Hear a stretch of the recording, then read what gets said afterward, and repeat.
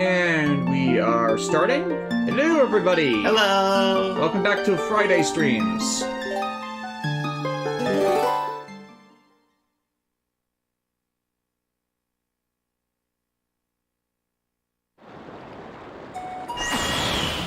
So, it's water temple time. Yep, we just have to get back over there.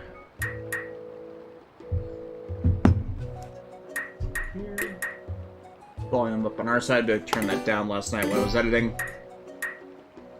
Or writing.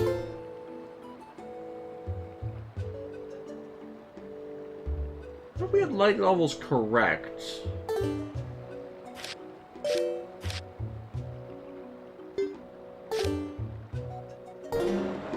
Alright. So, last time, we talked to a dead fish queen, who was, pretty smoking. And we got ourselves the Zora armor. So now, we have to head all the way back to the water temple, or, head back to the Zora domain and actually, save the place or do all sorts of hoo-ha.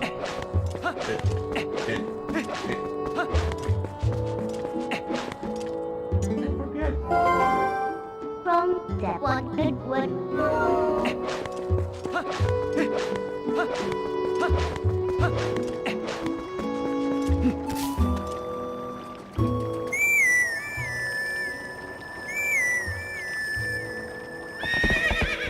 It's like, where does Epona come from?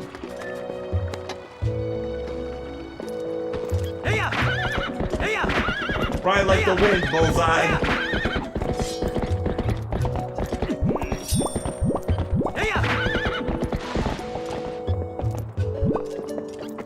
You're focusing on just because she's the one playing this. Actually, that's just because that's the second camera now.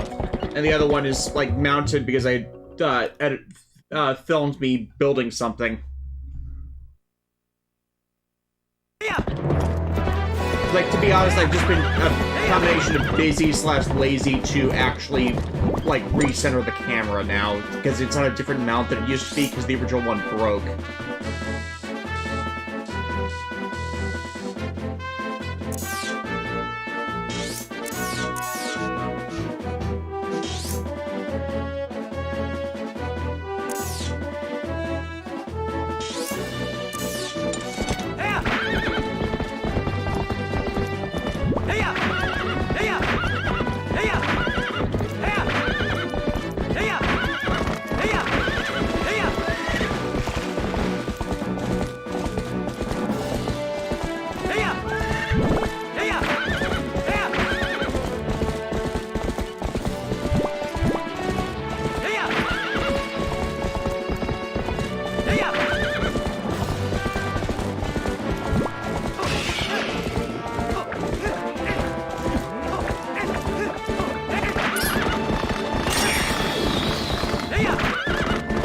Checking over our YouTube today.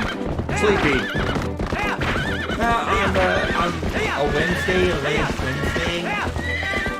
Here's a wonders. Apparently the Zelda collection has already sold over 1 million units. Yes, it's been selling out consistently in Japan regardless of version.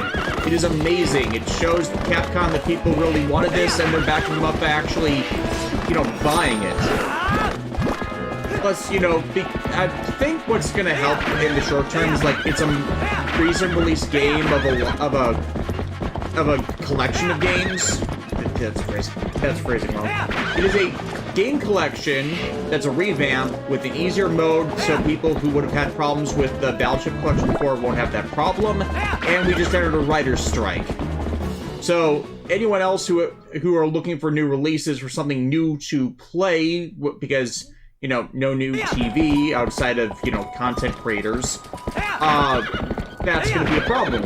Or that's going to help sales. I mean, it's a problem for the TV and film production companies because they don't want to play ball and fixing a bunch of their issues, but that's neither here nor there.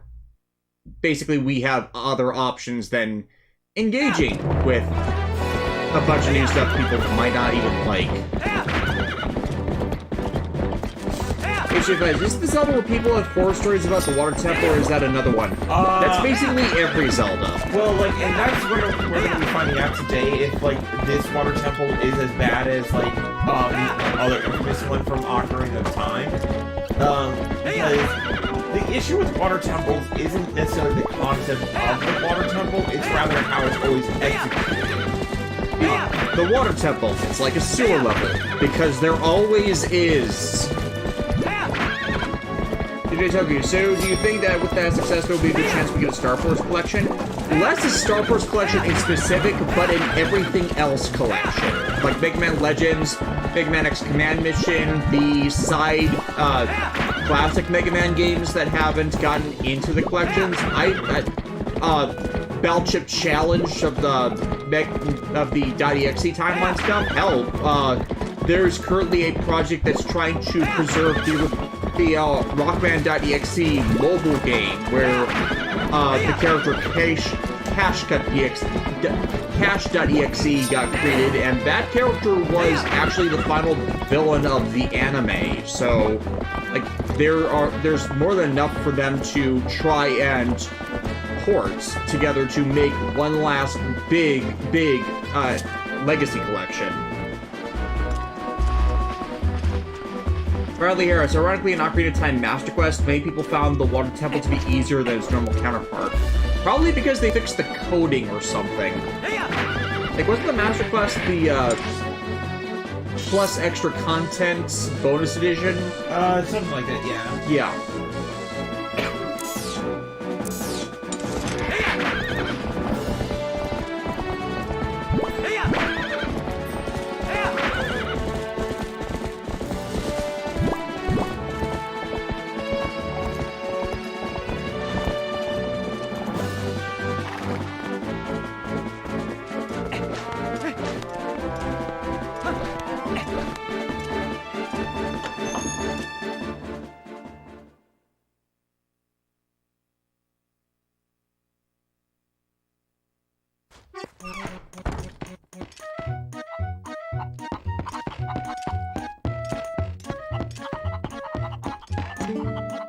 Hello, strange clown man. What do you want, Buggy? Alright. You're going to fly with the chicken, but not with that heavy armor on you.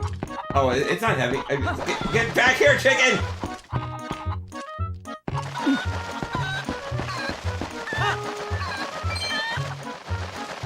It looks heavier than it probably is because of the scale mail.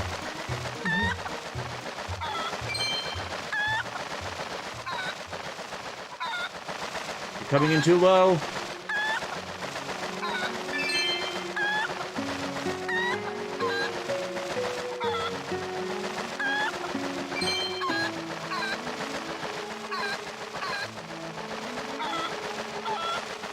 Oh, dang it, I missed it! Yeah, how did you not notice you missed it? I thought I had it, okay? I was... Oh well. I'm down here, that's all that matters. But yeah, with the Zora armor, we can swim! No. Fair enough. So question, so let's talk about the recently announced Fies movie. Yeah, that's... I just learned about that literally when I woke up a half hour ago, so my question is... why? I mean, okay, yeah, 20th anniversary, popular series, yes, but it's one of those series where you kind of can't tell any more story, at least with the main character, because they're kind of dead. At least officially. I mean, they could do a revival gambit for him, but basically anything with the name Resurrection in it has done very, very, very poorly, or at least a lot of people really do not like it. Case in point, what happened with AG 2 years ago, which I am still very angry about. But yeah, Toei is not... I shouldn't say Toei. Commodore has not had the best track record for those events, or anniversary events at this point. And I say that because, you know, Nari's Arakawa's 10 years after specials, those are for the most part decent. Bradley Harris, apparently the new Fies movie is following from the Paradise Lost timeline. I heard differently. Considering the naming, I can understand why people would think that. I heard through Alexis, who heard from a source, that it was following the original timeline. Which, okay, if it's following the Paradise Lost timeline, where they fixed the cell degradation of the Orphanox, that's fine. It's just that it's a non-canon movie to begin with, so that has less appeal. And even when they've done the non-canon timeline continuations, that also has not worked out for various companies. Okay, we can't fight that guy at the moment. Yeah, kind of have to drain the water or get the heavy armor shirt. Oh no, we already have iron boots, so that's not the problem. If only we had some sort of weapon that could actually work in the water, gotcha. Right, or like, you know, reach out and grab things in some grappling capacity. It's just, I was thinking, didn't the Series 8 Orphanox were just on borrowed time after reviving? They were at the end of the series. Paradise Lost was not made at the end of the series, however. It was made in the middle of the series before they actually introduced that element of them. And the kind of retroactive explanation they got for that is they fixed the genetic degradation that causes Orphanox to eventually die if they use their abilities too much. Basically, every time they transform into their monster form, that second life they got as an Orphanox gets shorter and shorter.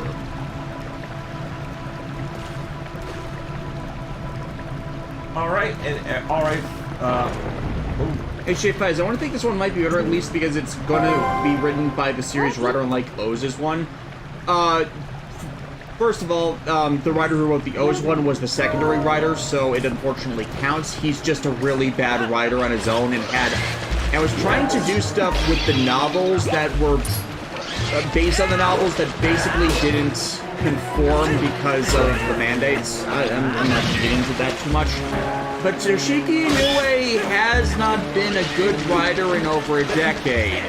Like, even for people who like Dawn Brothers, a lot of people say they liked it because it was so stupid. So, that's not exactly an endorsement for people who, you know, don't like stupid writing.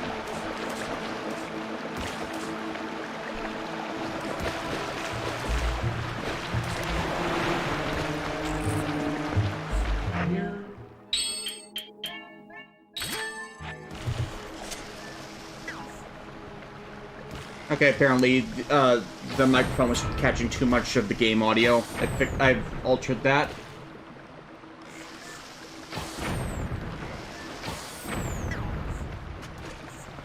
Bradley Harris, all I want from the movie is Kaixa being used by someone who isn't a piece of shit like Masato.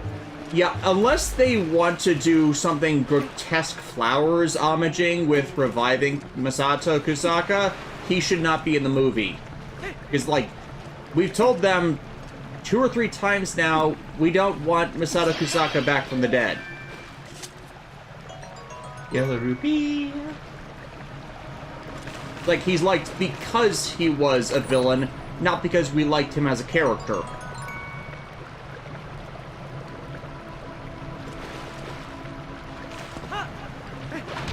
Alright. Yeah, I think the best way they could have gone about it, if they're actually continuing from the TV series content, is having Naoya Kaido be Faiz, because he's basically the only fighting member of the cast that's left. Also, they destroyed the Delta Gear, so it's not like the ones with the Orphanox genetics implanted into them from the cast would be able to really, you know, use one that wouldn't kill them, or reject their attempts to use it.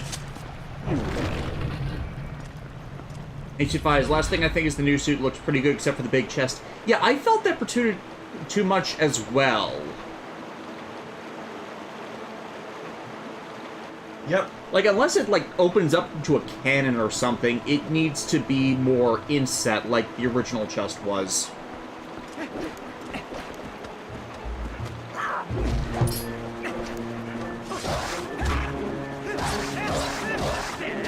Oh no, it's the... It's an axe tail. I was gonna say it's the Kremlin... Kremlin's from Donkey Kong? No, it's a lizard. Yeah, Kremlin were lizards and dog. Okay, they were crocodiles. Yeah, like, are you saying not all lizards are crocodiles? It's the very slim ones. They were basically used as mooks. At least when they would appear in Donkey Kong stages. Yeah. And now welcome to the big gimmick of this dungeon. Oh no. The stairwell rotates. Yes, it does.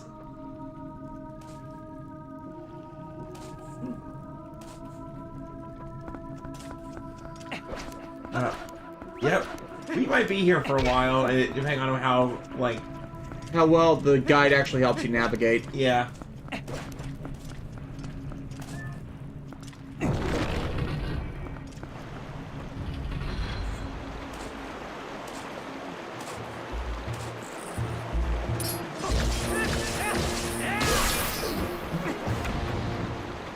Did Toki, yes, been a fan of Kaido's Fies since young, and implied that it feels so right since Kaido did use Fies for a bit.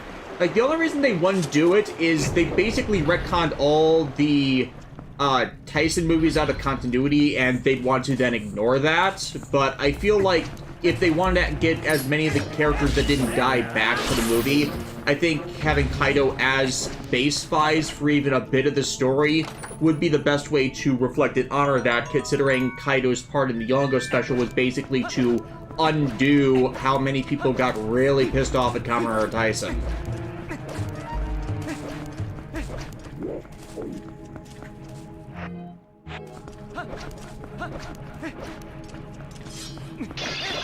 Yeah, someone Belmar too, but I forgot some stuff in a couple of the bomb commuters. Yeah, EXE Zone says they're not missable. Is that true? I don't remember if I ever went back to those because I got everything on the first lap. Like, most of the network boards you can jack back into later on in the game simply because, you know, you gotta collect the battle chips in those from the virus encounters.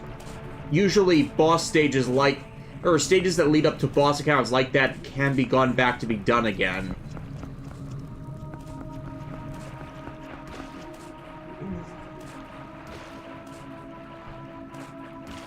HG5 says Mari's coming back up, Keitaro will be too. Possibly. I mean, Keitaro kind of didn't matter as... Okay, I should say he didn't matter as much. He was a great friend to Takumi, but it's like his plot wrapped up. Plus, Mari has been back for the Commoner Outsiders specials, and I think that's kind of the idea of where a lot of this is coming from, as it seems like Outsiders is overall being used to set up other teases and projects throughout Toei's backside of content.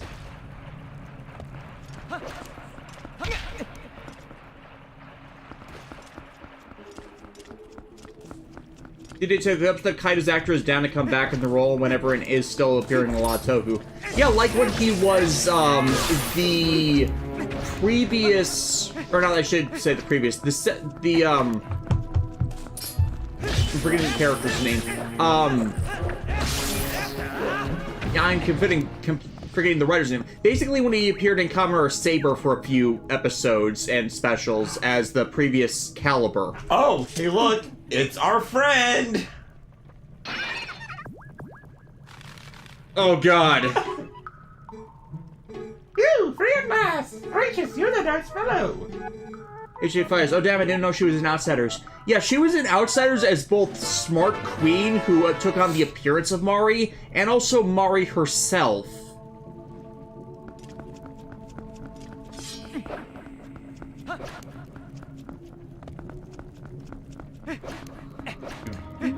TTK Blazer97, is Mofun the best character in King Oger? I mean, he's only appeared in one episode. Yes, Mofun. Where would we be without Mofun? Then it just flashes back to the few appearances of Mofun. It's like... good times. I think Mofun took Rita's brain cells, so that way the team only has two, and one is only actively used because Kaguragi has the second one. He doesn't let anyone else know, including himself, that he has it.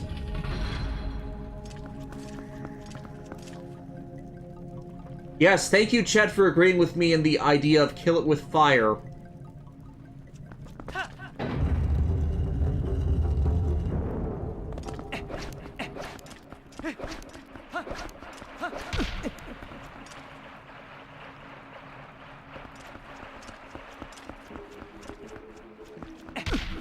Ow. Kind of looks like Lynx's legs From the front, we're clipping through the steps.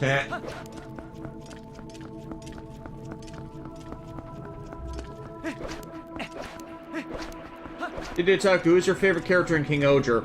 Kind of hard to play favorites yet at this point.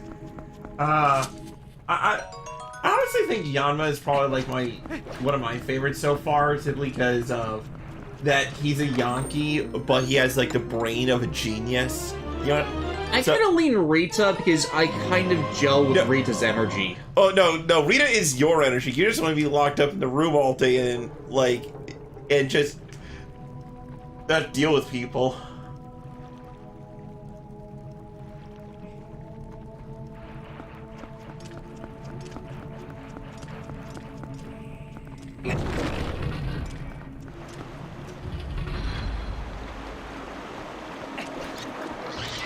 Oh, hello, Helmasaur.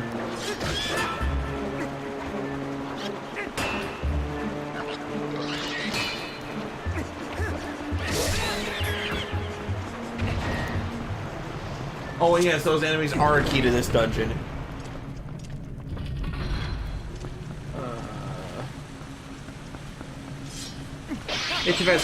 I want to say I can't believe how clean the 20-piece mech looks. I know, right? It's like... Okay, let's put it this way. While Tosai King was probably one of the best higher tier combinations that Sentai has done, but it was a brick. So I think they're with the alongside the penchant for trying to make the mechs actually posable and movable now. That's probably why it looks as good as it does.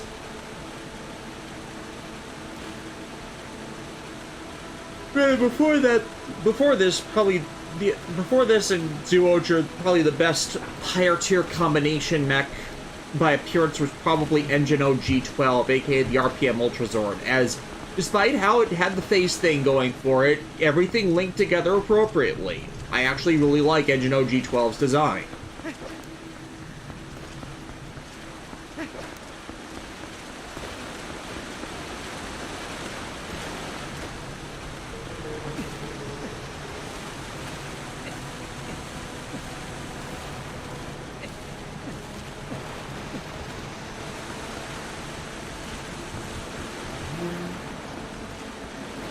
And really, if they're going to go past the 20-unit combination, because that's apparently supposed to be an early third quarter thing, I kind of want the last mech they introduced, if they're going to do another one, to be like a chariot. Because it's been a good 30 years since they've done any type of chariot kind of thing for mech in Sentai, and it would be appropriate to go with the king theme, the king's steed, the king's ride. But then what? They're all bugs, so what could be riding a bug? A worm? No. That's the villain. The villain is based off a worm. I'm just like trying to think of like what kind of bug would be. Oh, I kind of got this in my head of a different type of beetle because of Juko, not Juko Beefighter, yeah, Juko Beefighter, because the super mech of that was literally a giant Caucasus beetle. And I know the Caucasus is the basis for the 20-tier mech, but, you know, considering the main character is based off of Quagta, it would make sense to do a even bigger stag beetle.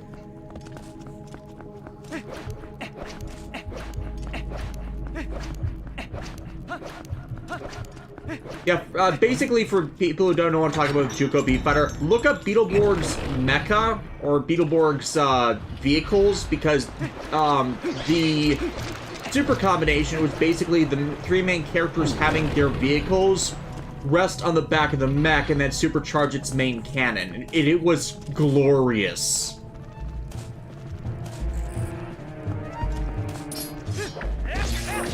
I actually had the toy of that, and, like, it worked. It's like it had 6 legs and all of them moved to walk the entire assembly. Hell, the primary horn could lift off to become its own separate fighter, and I don't remember if they ever did that in the show. kind of because of how they integrated the footage on that, but, like, it was still a good gimmick. Thought the mecha was in B-Fighter Kabuto. The robot form mecha was in B-Fighter Kabuto, not the carrier mech. Yeah, Kabuterios or Roboborg was the humanoid form one, and that was in B-Fighter Kabuto.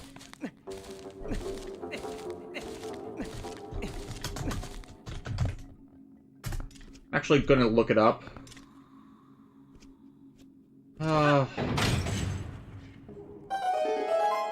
Duko, B-Fighter, Mecha.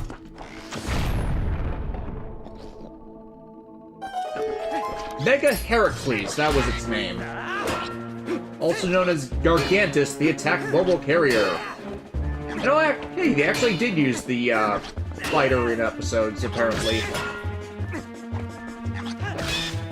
Honestly, I know they did some memorial items for B-Fighter, but I kind of want them to do a new mini-plug of those because they were just good. Are you saying that they were indeed a big bad in a beetle of a board? That one didn't work. Yeah, you're right. I was just kind of winging it. That's a oh.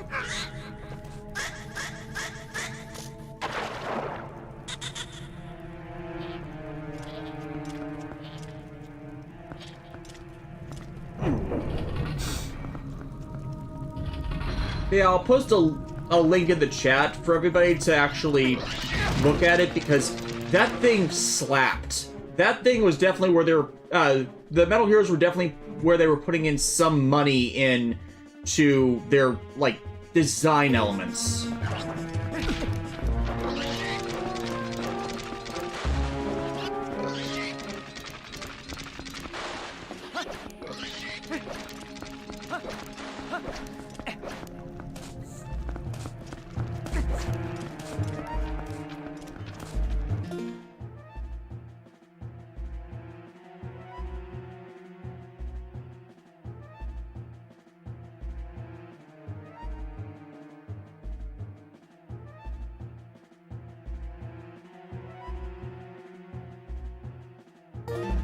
Actually, yeah, that actually, now that I'm remembering it correctly, that actually was the last, like, platform carrier.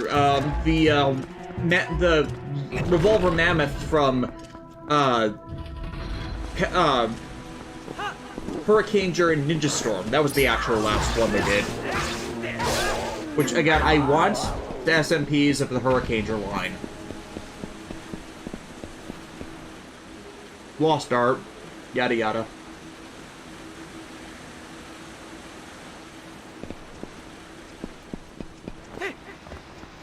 Dear Crystal, a friend of mine doesn't like Cross-Aim because of stupid hair. Isn't the point, Decimal Alexis?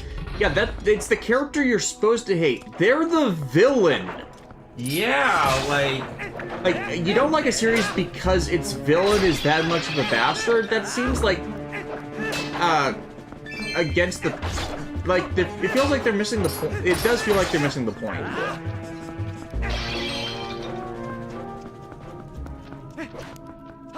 Like, if their villainy goes too far for them, that kind of makes more sense, but to just hate the show for its villain, not so... That doesn't exactly fly for me.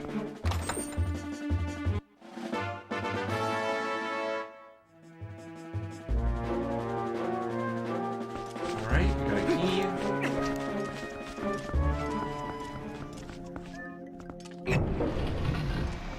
Every time I play Zelda, I have this, like, clip from Powerpuff Girls stuck in my head where the mayor of Townsville was playing Ocarina of Time and he accidentally killed Navi and he's like, "Oh, you stupid fairy."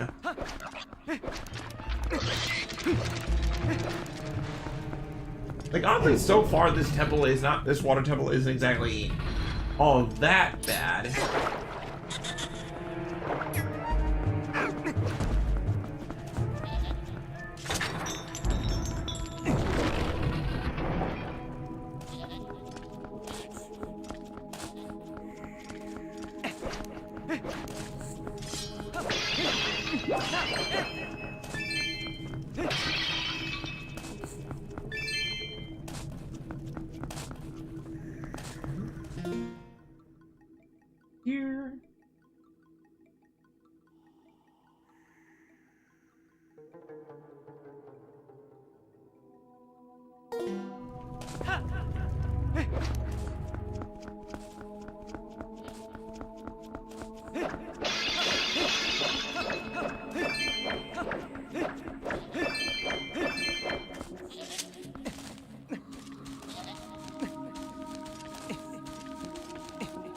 Golden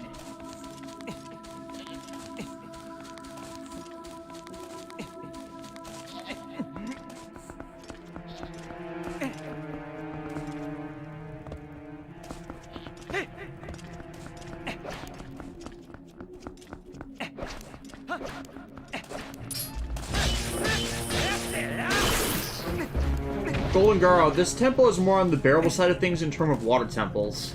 Pretty much. I don't have a lot of experience with Zelda games outside of joining in when my friends are trying to stream them, so personal experience is lacking.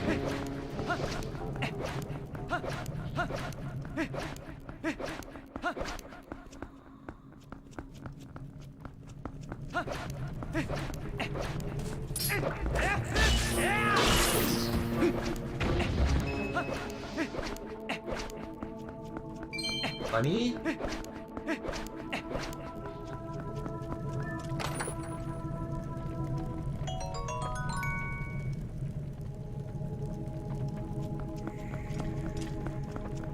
Today, Tokyo on the cross-range thing, I don't blame people for not getting into cross-range with how bleak depressing can be. Mainly its first few episodes before Mitsuo Fukada actually slapped the writer, metaphorically, not physically, and told him to knock it off because people don't actually like inter-character antagonism in their stories.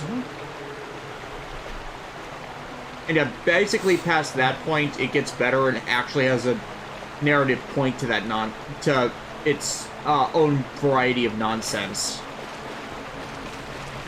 And yep, now the real gimmick begins. Wee.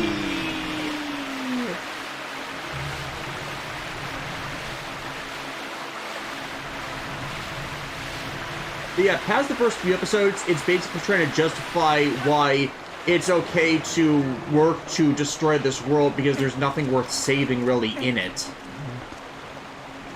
And it's like, it's not quite nihilism because we meet the person who's completely responsible for it. They are a scumbag, and they are the ones who've broken the world to begin with, so smashing what they created to fix things is actually the solution to, you know, saving everyone that's worth saving.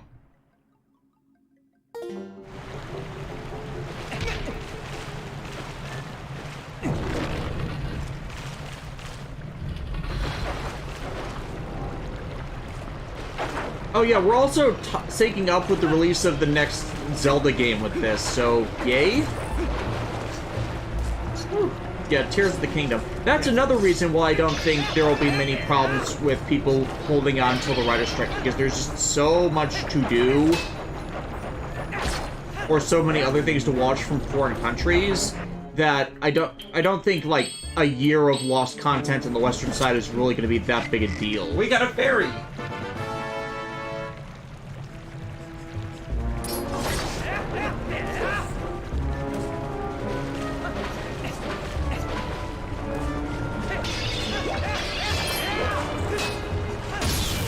Golden Girl, I'm not going to repeat that one in video because it's spoilers for recent content, but yes, we like that implication too.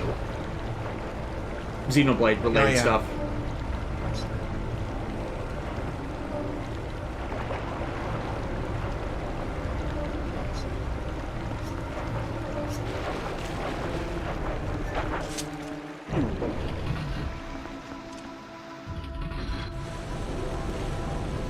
And now look, they're turning. Turn, turn, turn. Wheel of Mystery, turn, turn, turn. Tell us the, no, it was, Bradley Harris, the writer's strike isn't a problem because there's so much pop culture backlog to consume. Yeah, because they just kept shoving it out after the pandemic because they wanted to maintain the pandemic quarantine levels of engagement, and it's like, they couldn't. It's implausible. It's like, we haven't actually watched any of the, Marvel Cinematic Universe TV shows yet, because we never found the time. nor would I feel the impotence too. Yeah. It's like, why would I, like, want to sit through several hours of mid? Yeah. I don't mind watching a mid-tier show, like, every so often, but when that's the default, then, Like, you got the meme potential out of WandaVision and Falcon and the Winter Soldier, but the more those went on, the less there was, like, appeal. or there was some major element of botching going on.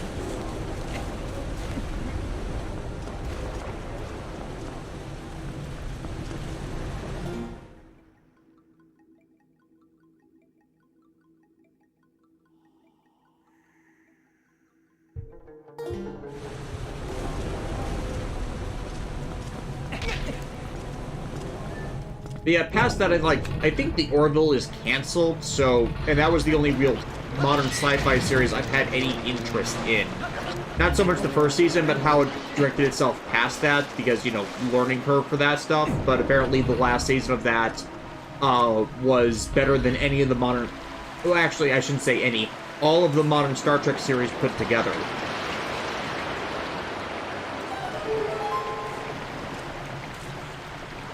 Pure Crystal, I cannot understand what that was supposed to say due to all the typos. Do you guys want to go to another convention in the future? Yeah, we want to. It's like, there just needs to be a good one and we need to have the right timing. Are you watching the chat too? Oh, I always had the chat pulled up. Oh. Like, I used to think you don't do that when you're playing games. Well, like, you know, I like to participate too.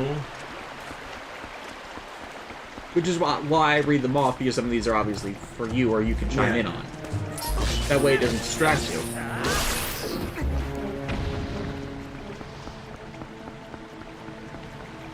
DJ Tuku, what really, the Orville's been cancelled? I think less cancelled and more not renewed. Because I've heard no news about another season. Hasn't it been a couple years? I believe so, yeah. HFS, I thought the Orville got another season. Yeah, last I heard that was the New Horizons season, and that one already aired. Like, if it got another season past that, great. I haven't heard a word of that.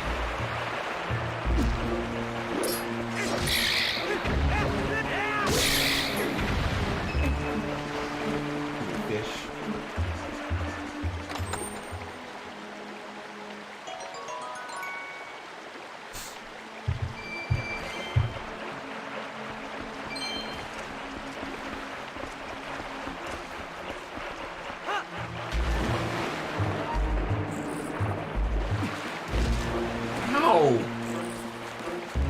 You're getting beat up in this temple. You try to get out of the water and just beats you back down. Ow, meaty. Oh, there will be a day of reckoning when I'll be able to fight in the water. You'll see. You'll all say. You'll see. Feel like, just as an example of a way we're going to be fine, like, we have not gotten back to watching more of Columbo in a while. Granted, part of that is me trying to stay focused on actually scripting stuff, so we'll probably get back to more Columbo once I'm actually done with all that, but it's been a slog to actually have the continuous focus and attention after I continuously focus and add attention for my normal job, that scripting is taking far, far longer than I wanted it to. Like, I'm getting stuff done, but I have to take pauses in what I'm currently working through to not just go on angry tirades, because I feel like I should be better at that at this point. Better than that at this point.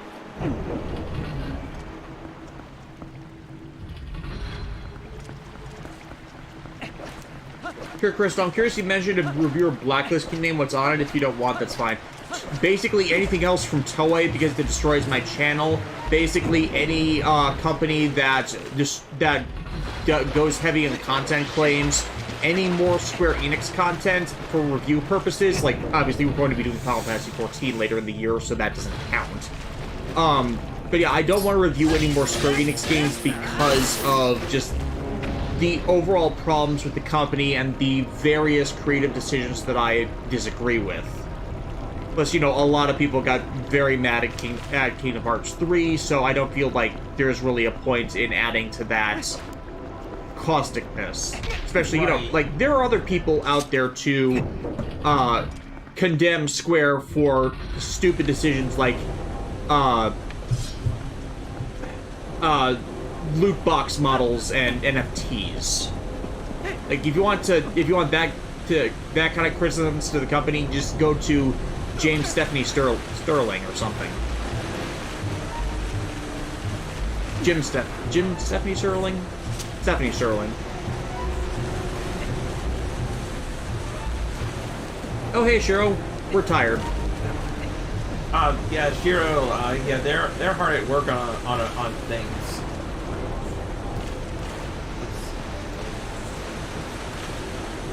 Yeah, there we go.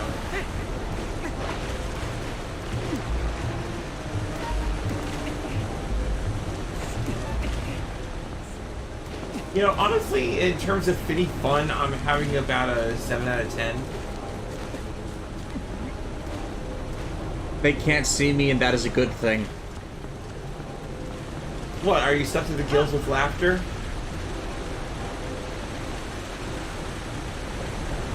I feel like every time I make a really bad pun, I'm like 5 seconds away from death.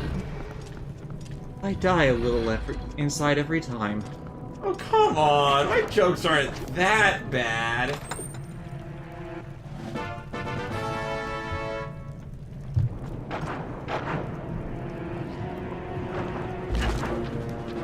Oh. Ah! Gloves! Golden Girl, also did you guys hear that A and the final boss of Final Fantasy XIV and Walker share the same voice actor? I did not know that if that is true. I could barely find anything on the Final Fantasy XIV voice actors, though I guess that's mainly because I was looking at who the various voices of the player characters were, because I found a few, but I didn't find a lot. And plus, you know, the voice actor change does not help that matter.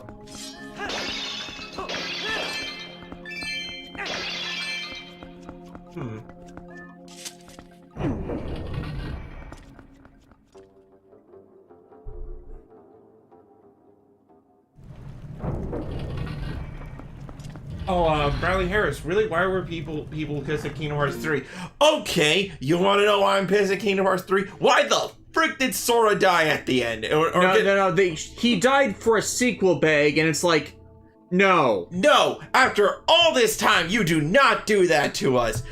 Plus, Sora and Kairi need to freaking hold hands and kiss on the beach or something.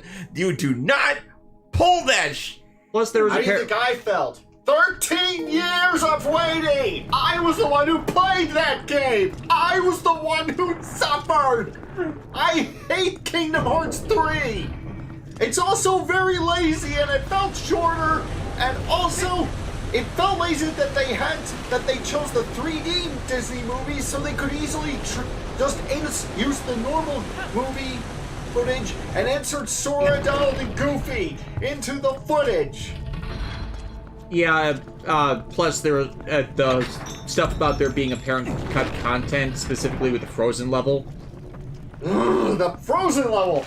Alexis suffered to get me The original, way to achieve the open weapon involved a snowboarding minigame that sucked, and I suffered because I had to keep pausing a freaking screen every 5 seconds to, figure out where the hell I'm going, and Basically, any interest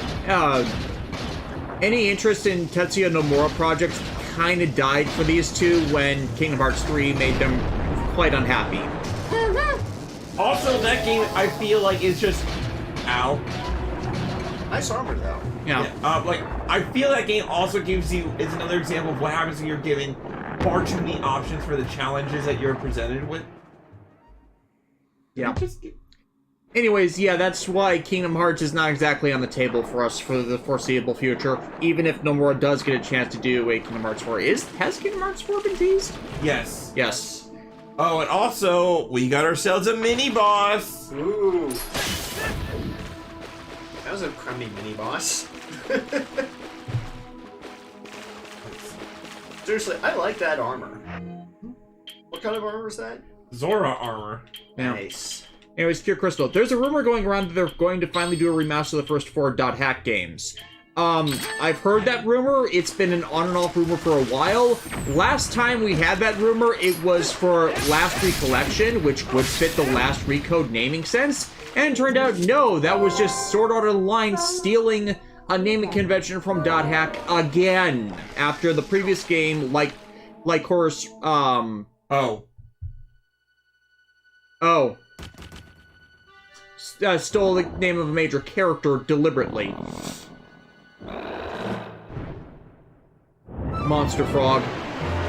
This is the Deku Toad. Monster Frog.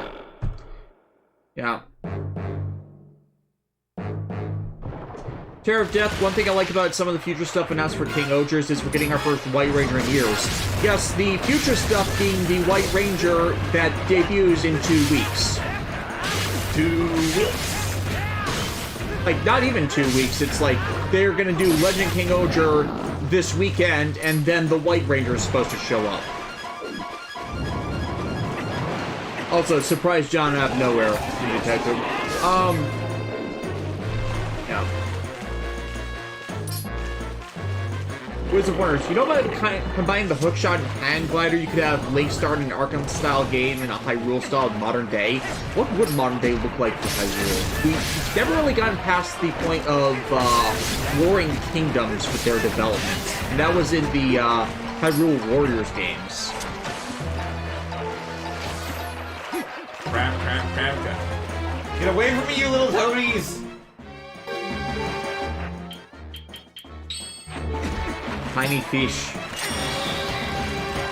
Bradley Harris. Damn, what happened to Toadman? He looks terrible. He got fired from the studio.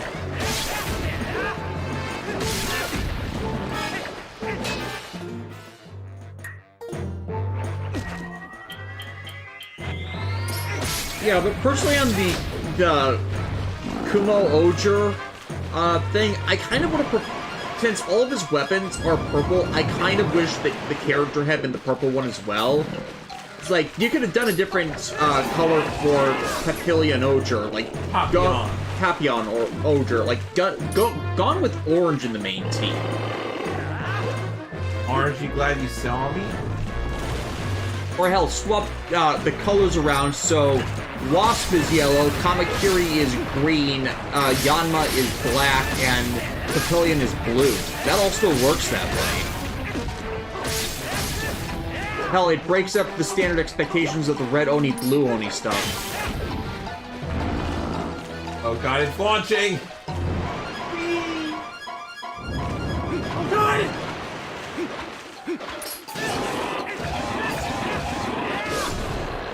Oh, phew! It's like, I'm not saying the color they went with King Ogre's team is bad, it's just like, I feel like there should have been a proper purple 6 Ranger by this point. Oh. Huh? What could be? The grappling hook!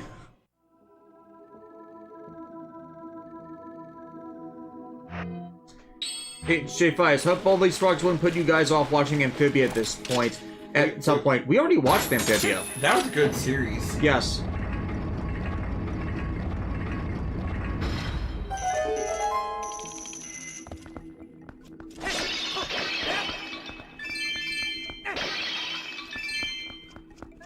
This is the key to victory.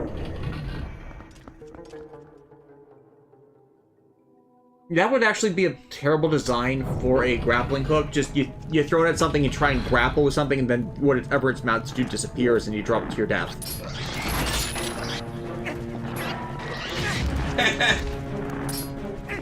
All that work to tear off its helmet, and you still get hit. Well, excuse me.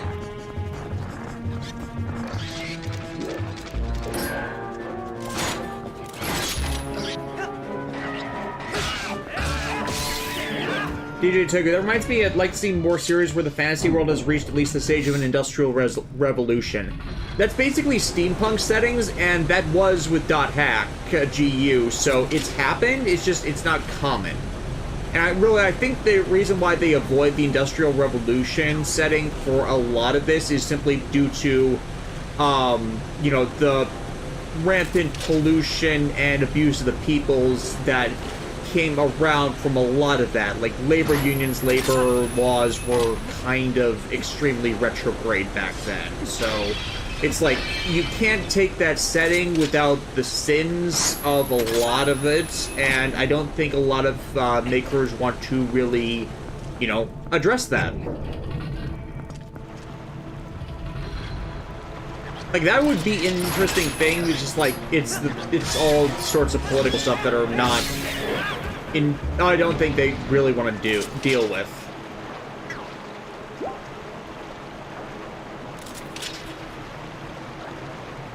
Pure Crystal, Alexis, do you think Simple Gear should get a Muso-style game? Yes. I honestly feel like Simple Gear should have gotten another kind of video game by now. Aside from when they were in a crossover game. Exactly. Or their mobile game. I think it's just because the mobile game is easier to develop for. True, but it's like also that there's a lot of potential there for a Simple Gear game, you know? Yeah. Golden Girl, so I talked about a hypothetical Battle Network 7 not down for it unless Patch was the main character, which I agree with that. But what Robot Masters from newer games would you like to see turned into nabbies? What if the Planet ones from the Mega Man GBA games?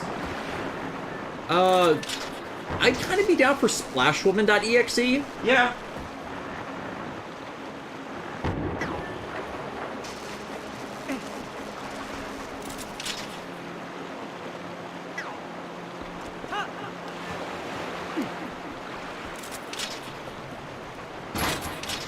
Media Hood Reviews is asking Muso style. Basically, Muso style games are Dynasty Warrior style games. Yeah, because the Dynasty Warrior title in Japanese is literally Muso.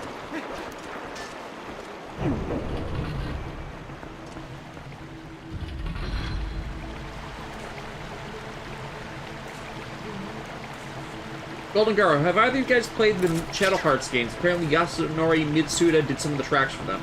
I have not. Me neither.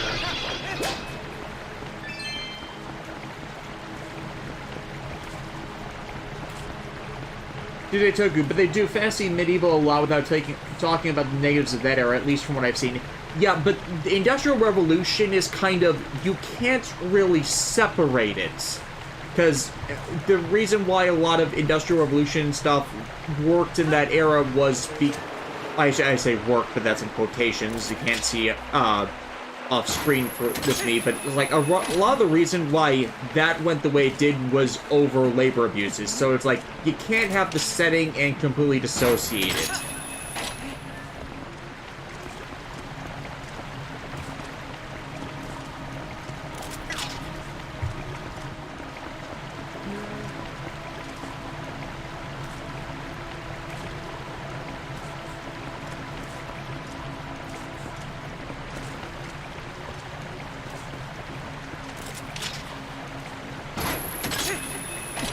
Speaking of Mega Man, does anyone know how well 11 sold? Because I thought we'd have a 12 by now. I think it sold well, but not Battle Network 4 levels. I think it's in the top earners.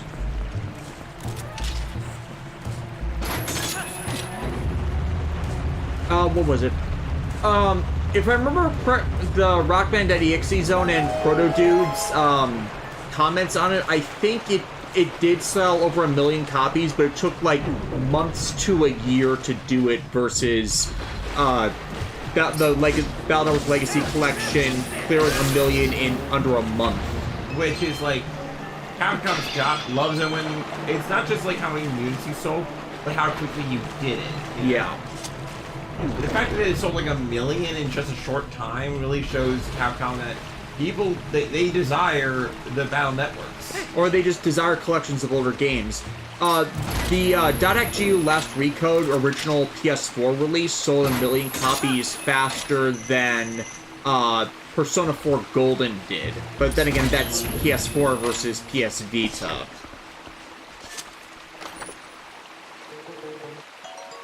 Yeah, it's just a matter of how fast you get to 1 million copies, as it's more likely to pique other people's interest, and then you get sales on top of that to make things even better.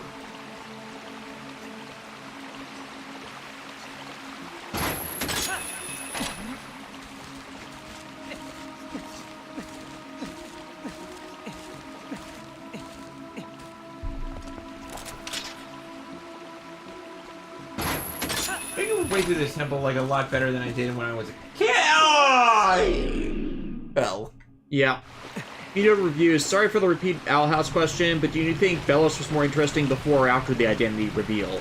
I think it was still interesting throughout, to be honest. I think the identity reveal is the answer of the question to why that makes it more intriguing.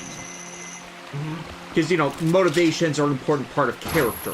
Right, like, it's like, you get the reveal of who Bellos actually is, but then you have to ask the question, alright, why did this guy do what he did, right? Like, they try to do a lot in the Season 3 specials to try and fill that in, so it felt like they didn't get everything, but at least they had a complete and functional story. Which, right. Not a lot of series that are cut short get that. But I like the idea that, like, you had a man that hated so much that he became the very thing he sought to destroy. And all along the way, he never really grasped an understanding because he's just so blinded to it. And furthermore, I like the implication that apparently, whatever caused Luz's dad to pass away was, like, you know, cancer or something. So, like, how the finale, you know, had Bellos essentially acting like a cancer on the world. Yeah.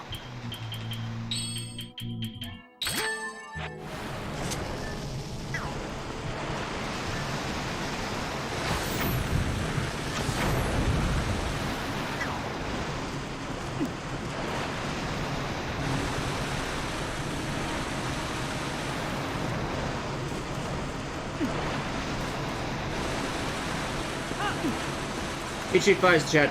He likes Bellos after because he feels like he had his own thing. It wasn't just something like caused the giant body to kill himself, which would have been a complete insane delusion, but not in a good way. Because, yeah, it helped give Bellos his own agency as a villain. Because I think we're kind of sick of mental illness as the excuse.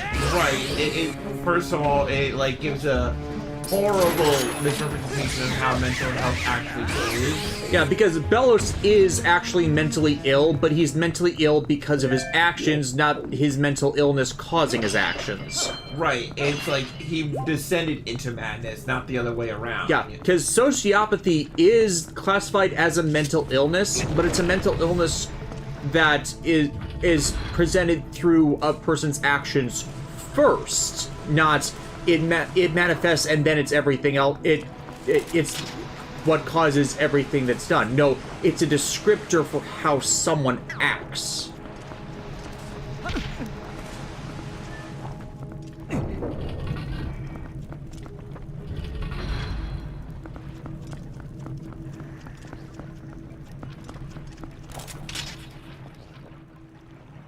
Meter reviews. I guess it makes Bellos an interesting parallel with Luz, given that both were stuck in their own deluded fantasies. The difference being that Luz came to accept the reality of the situation, while Bellos was stuck in his own narcissistic hatred. I was gonna say, before they posted the second part of that, that Luz didn't really have delusions so much as she was working on it was basically a coping mechanism for, you know, her own losses that she just went a bit too far on, and getting to the Boiling Isles let her know where the line is. Like, it's not the fantasy she wanted, but sometimes the fantasy is never going to be as good as reality. Right, and also, the Season 3 specials pointed out that, like, Luz was, like, a perfectly normal girl, but then when she lost her dad, she just lost herself in her favorite story of Azura, you know? Whereas Bellos embraced the culture he was around as a child too deeply, and that ultimately destroyed him. So it's back to that kind of caustic cultures create the monsters they claim to hate the most. Right, because you would think for, like, a society full of monsters, demons, and, like, you know, scary spells, the Boiling Isles is actually pretty chill. Yeah. And it's the whole witch hunter culture of the old city that Bellos too deeply invested himself in, when his elder brother in no way really saw that as a good thing. Yeah. And, you know, he got to know a witch, saw that the culture was wrong, and, you know, was old enough to know where to cut himself off, while Bellos well, he's a product of that. There was no reason for him to not, with evidence, say, yeah, these people are wrong. No, he kept insisting that he was the one on the right, and that destroyed him. And the fact that, what perfect metaphor for the fact that his hate was literally destroying him, than the fact that he was a goopy zombie mess that was, like... He was literally a toxic cancer by that point. Yeah, eaten from inside out. And every time when he attached himself to somebody, it left scars. Which, again, metaphor for how toxic people can, do that to. Yeah. DJ Tucker, are you going to be watching a series called Hazbin Hotel when it comes out this summer, apparently? I thought it already released as a web series. Or was that just promo stuff and the creator of that got a full series order from what they did on YouTube? Dear Crystal, were there any anime that you find to be either overhyped or overrated? So many. Or at least, in the sense of overhyped or overrated, it's like where I share a differing opinion of them that is the accepted normal. Like, some people say One Piece, but it's like, no, I've watched / read enough of One Piece to know that it's not overrated. People just have higher expectations for it than they really... they have different expectations from it than they should. Gurren Lagann is definitely a series that is a combination of overhyped and overrated, because they hype it more than it is, and then people get the wrong expectations of it. When Gurren Lagann is damn good, but it's not the ultimate in mecha anime. Right, which is, the issue that we come across is what happens when you have, a perfectly really good anime, but... Some people just take it the wrong way. Right, but what makes Gurren Lagann is that it's inspired by so many other great works, right? That it's a love letter to all of them, but then people who only see Gurren Lagann take it the wrong way, and it's like, no other series can be as good as Gurren Lagann, when they deliberately ignore the influence and importance of all the series that Gurren Lagann was an homage and respectful tribute to.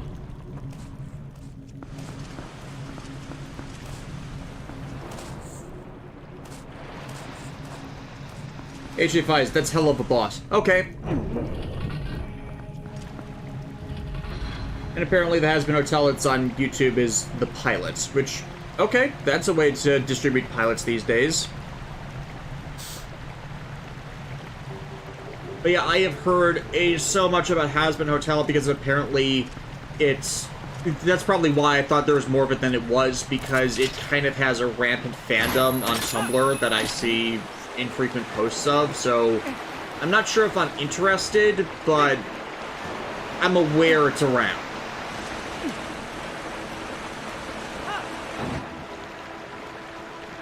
Rather Harris, I think My Hero Academia applies because fans overhype it as the single greatest shonen when it's above average at best, especially the later chapter seasons, which are mid. No, it had a very strong opening, but it's basically been declining since that. No, I fully agree which with that is more the problem. Because, Black Clover, when it started, felt like a Naruto clone. I've not heard anything about it, but apparently it shakes off that, but it's that same character archetype that people grew to loathe with Naruto that doesn't really have much appeal to me. Whereas, My Hero Academia seemed like it was being more original by having a non-standard protagonist, and then everything with Bakugo basically dragged the series down. Because they focused more on Bakugo than most of the really interesting characters that Horikoshi populated the world with, and then it's speaking about all the evils of capitalism as why the heroes are not the heroes, and then it makes it so the villain is literally all the evils of capitalism. So it's like, you kind of mixed your message and metaphor a bit with all that.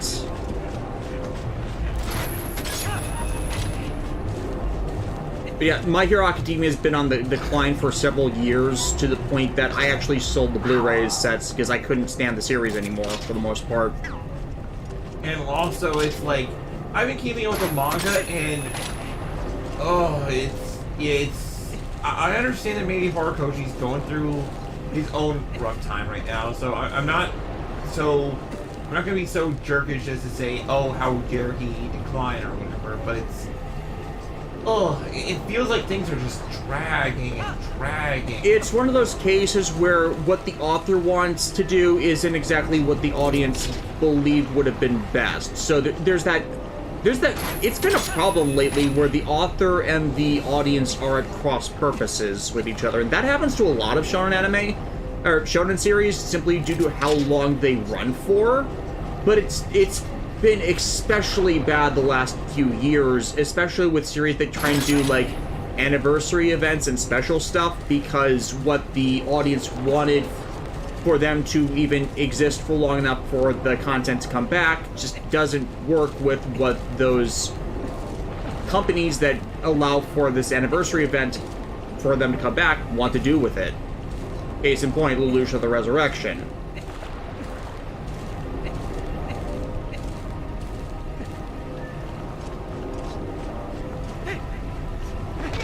Trying to find the way around.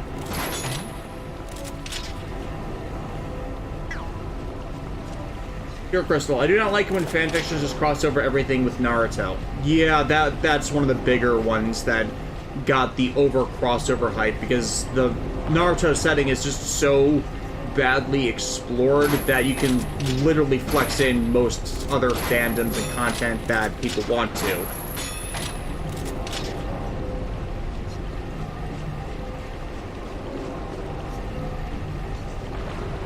This is like, you can make almost any crossover work, but you actually have to work to make any crossover you want to work. And for some series, it's just lazier than others to do it. I can't wait for the inevitable Seinfeld-Naruto crossover. Should I tell her?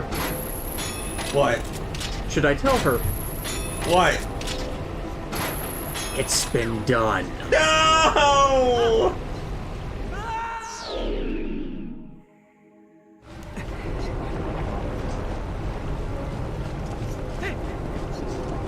NM666, have you been keeping up with Mercury? Yes, that's all I'm gonna say. And it's like, it's not even that it's shedding its happy-go-lucky school setting, because it never really had a happy-go-lucky school setting. No, it's justifying its existence. Justify your existence. Don't mean justifies? No. Is the end justifies the means, and I don't think we want to give Prospera that credit. Because again, we always knew something was going on, we just didn't know what. Now we're getting an idea as to what that is.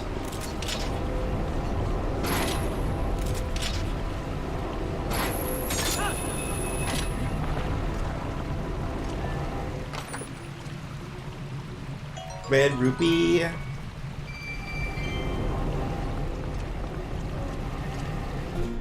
Anyways, I'm gonna use the bathroom, so I'll be right back.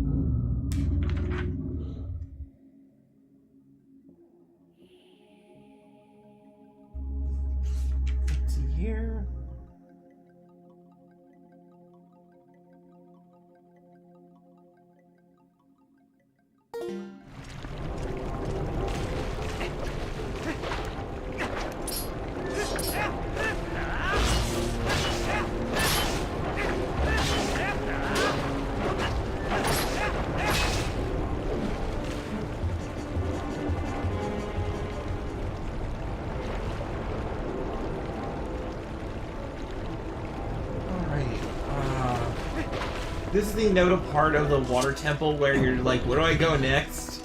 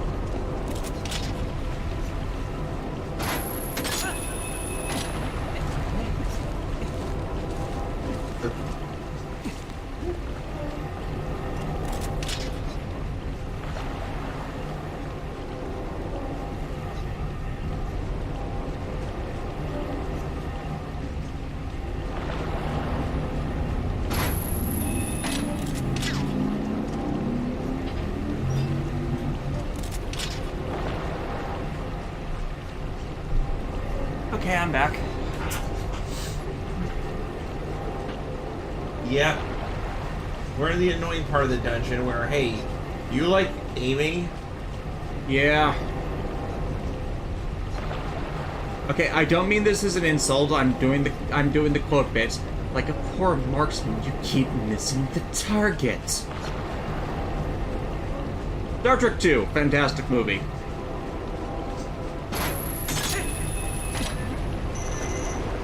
Has there ever been a show that was ruined thanks to how the ending went?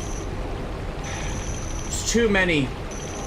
Like, I hate the YouTuber that said the line, but the ending is paramount. Oh, that was our glass reflection. Yeah. Because it's the culmination of everything, and if you don't have a good ending, you can end up, or at least a thematically appropriate ending, or an ending that follows from the story, you can end up breaking everything else. Like, it's one thing to not agree with the ending, it's when the ending creates more problems or go against what the rest of the story was trying to do where it becomes problematic, or time and culture changes so much that what is done with the ending ends up not reflecting the values or intentions it once did. Code Geass is definitely an example of that, which I'll be getting into, where the way the ending was constructed was it was written first, and then R2 worked backwards from the ending to justify it, so every time they do something that would easily lead to ways where the ending would be subverted, they deliberately don't do it. And that doesn't work for a lot of people.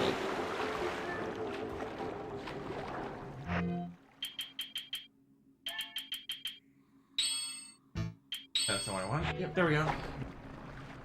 Okay, anyone who's saying Arc V in the chat, Arc V was cut short because of Konami being stupid. So that's one of the series where you can't really blame the ending, because that was where the production staff lost 8 episodes to tell the story they wanted to. Because, like, it's one thing to blame an intended ending for being bad, it's another entirely for we had no other options, we had to do things differently than how we wanted to. And if you say that it didn't, it's like, there's no other way to explain them taking 2 months off from anime production, because the next series wasn't even ready to go yet. That doesn't say that this is where we deliberately ended it. No, that says the sponsoring company wanted to do something different, so it didn't allow them to end properly.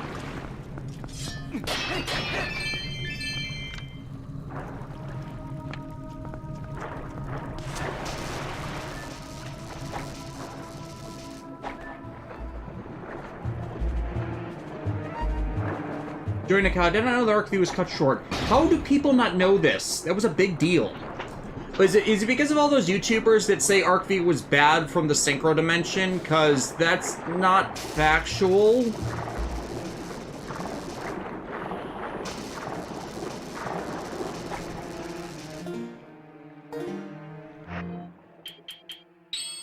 Yeah, like the Synchro Dimension wasn't that bad. They at least it ended on a satisfying note.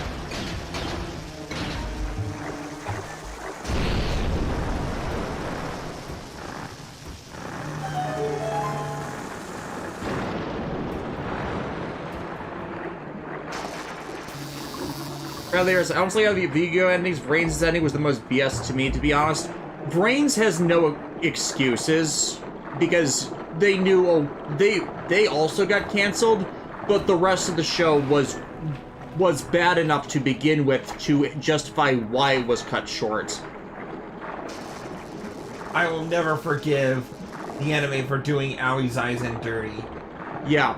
And not just that, the entire AI as the enemy plot was badly handled because they didn't, like, the AI themselves were not the problem in this setting, and you would think they would want to focus on those that actually, cause all the conflicts in it, instead of saying that the bad guys were right for what they were doing, because the AI they were attacking are evil, even though they're the ones that created the AI. Now, you'll excuse me if I get details wrong of that, because I stopped watching Brains around that point. Actually, I don't... I should rephrase. I stopped watching Brains in the 20s just because of how bad it was overall at that point. I like, literally dropped it after, like, Soul Burner, like... The Mirror Force duels, where though they were complete, bullshit.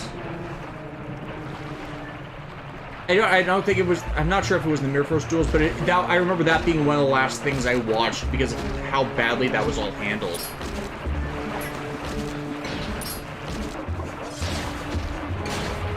Here, Christopher, when I seen and heard, the Synchro Dimension never stayed its welcome. It went too long, people got bored of it.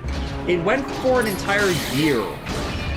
How is that too long? The entire point was of the arcs originally where they were going to spend a year in the three major dimensions they were looking into. Like, the Pendulum Dimension is the main setting for them, the Synchro Dimension, because that one was still around, the Exceed Dimension nobody wanted, so they got rid of it early because there was a lot of hate for Exceed monsters due to how Konami forced adoption of them. And then the last arc was supposed to be the Fusion Dimension and the active antagonism because, Fusion is the original base summoning mechanic, so it has a lot more ground to cover with all that. But of course, the last arc was cut short, so Synchro Dimension is only seen as too long retroactively in the wake of the show getting screwed over.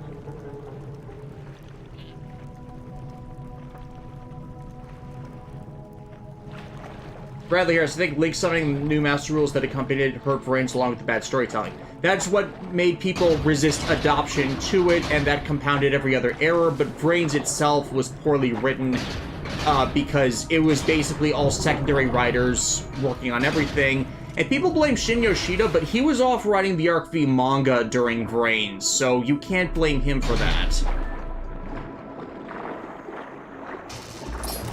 Because we have seen multiple examples of secondary writers ruining a show that the main or head writer had a lot better of a would have had a lot better of a handle over. And the fact that Shin Yoshida's episodes, when he would come back to do stuff on the show, were good, shows that the problem was really not him.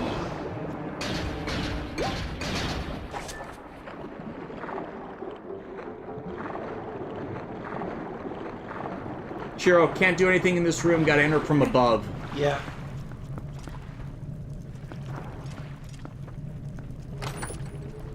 Have you tried an alternative to Master Duel called Yu-Gi-Oh! Omega 4? Before, I don't have the time.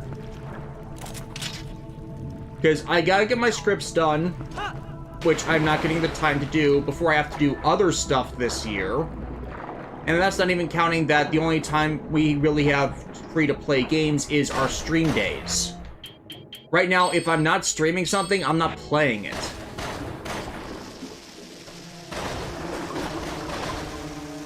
And that's how it's been for a few years, outside of when I'm recording stuff for the show.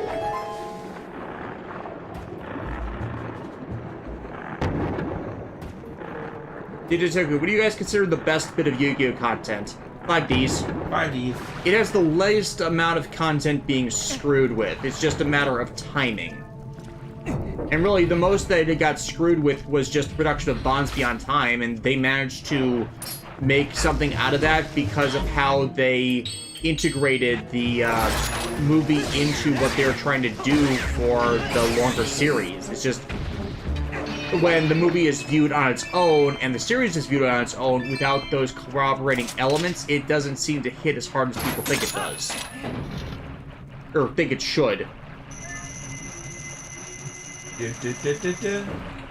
There we go. Bradley Harris, I think a lot of anime would have been better if their head writers kept a tighter leash on their writing strap. Crack the whip when needed. I cannot disagree with that, considering my thing for crediting writers has been to specifically point out when one writer screws over the rest of the content and makes for what people view as the bad content of the series that overrides everything else. Alright, now we got the big key, we can get the age out of here. Here, Crystal, did you know that Tatsumi Ono and Shin Yoshida actually teamed up to do a rap battle anime in 2020? I did not. But if I may, do you mind if I go off on Soul Burner for a moment? Oh, fuck yes. Okay, so in Yu-Gi-Oh! Oh, I had to pause for this because so one reason I massively hate Yu-Gi-Oh! Frames was the Yu-Gi-Oh! Franchise has had a really big problem with female character representation in that you'll get characters that are strong, they are good duelists, and they are really awesome. Or their archetypes are really popular. Right, but you will get one, but they will always get screwed over in some capacity, whether it be through not enough duels or the win-loss ratio kind of being askew.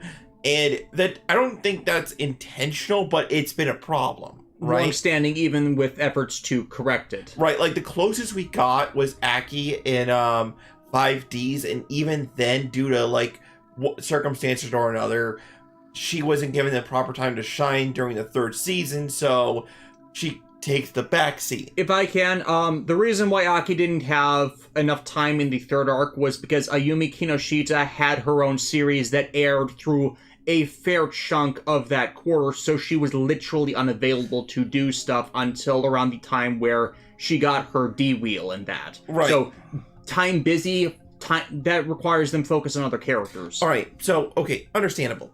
Then we cut to Aoi Zaizen, and then we get to, or let me go back up. Then in Arc V, we have Yuzu Hiragi, who, yes, the Synchro Dimension doesn't do her any favors, but she is strong. She's the Deuteragonist. She has a pretty interesting archetype. She has a few duels under her belt. She's a solid character, and she's important to the narrative. And really, her loss in the Synchro Dimension, you felt was deliberately meant to deal emotional damage to the audience. So they weren't trying to screw her over. They were trying to show that this is serious. And this is, if this amazing character can be brought down like this, what does that say about everybody else? It was both story and character based. It's just the later stuff where it screwed that over. Which already sucked. Then we get to Frames with the character of Aoi Zaizen, aka Blue Angel, who in her day-to-day life is just a meek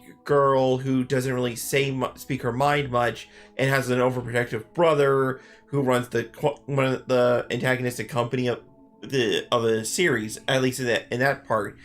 But when she's on the line in Vrains, she gets to be Blue Angel, it's like she's revealing her true self. She's allowed to be herself online. Right. And her trick stars I love because sure, they deal a lot of burn damage and they seem broken, but if you don't read your opponent carefully, you could lay the wrong trap for, like, say, if you made it so the trick stars will do burn damage upon special summoning, guess what? The opponent doesn't rely on special summoning. Yeah, and when we did duels for the Brains Era cards, we loved the trick stars specifically because you both have to be a smart player with them, and you have to be a smart player against them. So you felt fulfillment in getting out of the trap of the burn damage. Right. But then, like, her first duel with Yusaku.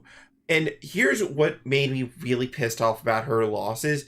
they were always against characters that had the most bullshit, like actual writing narrative BS. What do I mean by this? I mean, They wrote stupidly. Sorry. Yeah, because this is where I have to go off on this. I hate the fact that Yusaku had the data storm ability, which, for those who aren't aware, it allows him to like pull an extra deck monster from literal nowhere, like actual data nowhere, Actual narrative magic. actual narrative magic that will always magically be the card that he needs to save the day. Yes, he has to be at low life points to activate it, but it doesn't matter when like every single time he gets what he needed. Which, okay, sure, why not? Let's give our character actual plot magic compared to other times in the franchise. Like, even Arc V made it a story central reason why their narrative magic stuff was happening, and it wasn't a default thing. But when he won against Aoi, it was because he pulled from the data storm, and it felt like, okay, she lost, like, okay, first encounter with a new friend or whatever, lost, blah, blah, blah, early in the show. Sucks, but whatever. Then the second time it happens, Aoi loses. I believe it was against one of the bad guys who had such a BS turtling strategy that ran contrary to her trick stars that it didn't feel like it was a test of her abilities. It felt like they were trying to purposely counter her. Does it make any sense? Like, yeah, it's like the Trickstars were such a good deck that Konami seemed to be insisting on the writers do everything to narratively destroy it. Right. Because they were, of all the Vrains-focused decks, they were the most appreciated. Right.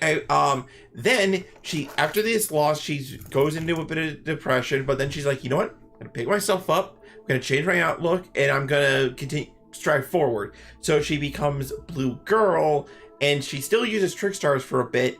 But you know, because you know, when the chips are down, you sometimes need to maybe reinvent yourself, get a different perspective. Then she comes across Soul Burner and loses again to the same narrative BS she lost the first time. And Soul Burner's cards aren't even that good. And the reason why Soul Burner won was because he used a card that so happened to replicate the damage or whatever of one of her ace monsters. So it felt doubly BS. So it's like, okay, so what are you telling me here, Konami? Are you telling me that a young girl on the internet, like, if she ever dares to go up against these guys, like, ever dares to pick herself up from the ashes, will lose again? And it's not helped that most of the writers that were the heavy hitters on Vrains are all ones that have not done well with female characters in the past. Oh, and so it's a compounding of error. That's not a justification. It's merely an explanation of why that started happening. And then they changed her Trickstars to the Marine Sis monsters, which are nowhere near as good as they're garbage. They're like, actively garbage. Like, the Trickstars were interesting. They were unique. They were fun. They were cute, and they were just fun to play. And then you give her these new monsters and she loses again. And I'm like, immediately out of the gate, she loses with them. Right. And so that pisses me off. I feel like that is indefensible when you have a female character that's supposed to be like your main girl of the series constantly lose. Framed as the deuteragonist of the series from the start. And it's like, you make her lose not because she's being out-skilled, but because she's being like outplayed by narrative magic that nobody else in the series has any chance of replicating. And she is not the only character that suffers that from that, kind of defeat. Yeah. And what really pisses me off about that data storm thing is that there's no cost to it. Like actual, like in any good game, not only there's the activation cost, but then there should be like the trade-off. Like, should I be doing this all the time? Like, if, say, Yusaku kept spamming Data Storm, he would eventually pull like a dud or something. Yeah, like Shin Yoshida's method of utilizing narrative magic for GX and 5Ds was the characters would be given blank cards by which the dual spirits of monsters would be inscribed in or sealed in to then create the monsters they would play. The microchips that detail the effects to the systems would have it written into them. It would have mechanics that would make them viable to work. That also explains some of the overriding stuff of Zell or Arc V, where Yuya and Yuma would create wholly new cards out of other cards. To a lesser degree with Yuma, because he was still using narrative magic to do it, which didn't quite work with the longer storyline, but at least other characters had that kind of thing going for them too, to some extent. And Brains does not have that. They would literally let Yusaku pull new cards out of his ass. Oh, and also, here's the other thing about that. With Yuma, I feel like it was an example of, yes, he had narrative magic, but that didn't mean he won all the time. In fact, one of his big duels against Kaido, he'd go Super Saiyan. He activates the Shonen power-up that usually would signify that he would win, and guess what? Kaido's like, no, screw you, I'm making this a draw. Like an absolute boss. And it's like, and that shows how skilled Kaido actually is. Yeah, and Yuma was the low point for a lot of people originally, especially in the West, simply due to, like, cultural differences and all that. We've discussed that in the stream before, where a lot of people did not like him. And they liked the things around him, but they did not like him in specific due to, you know, him trying to be a reboot, bring on new interests character that just was that hyperactive mess, and that was bad at the game he is the protagonist of, and he was bad for reasons that weren't justifiable to a lot of people, myself included.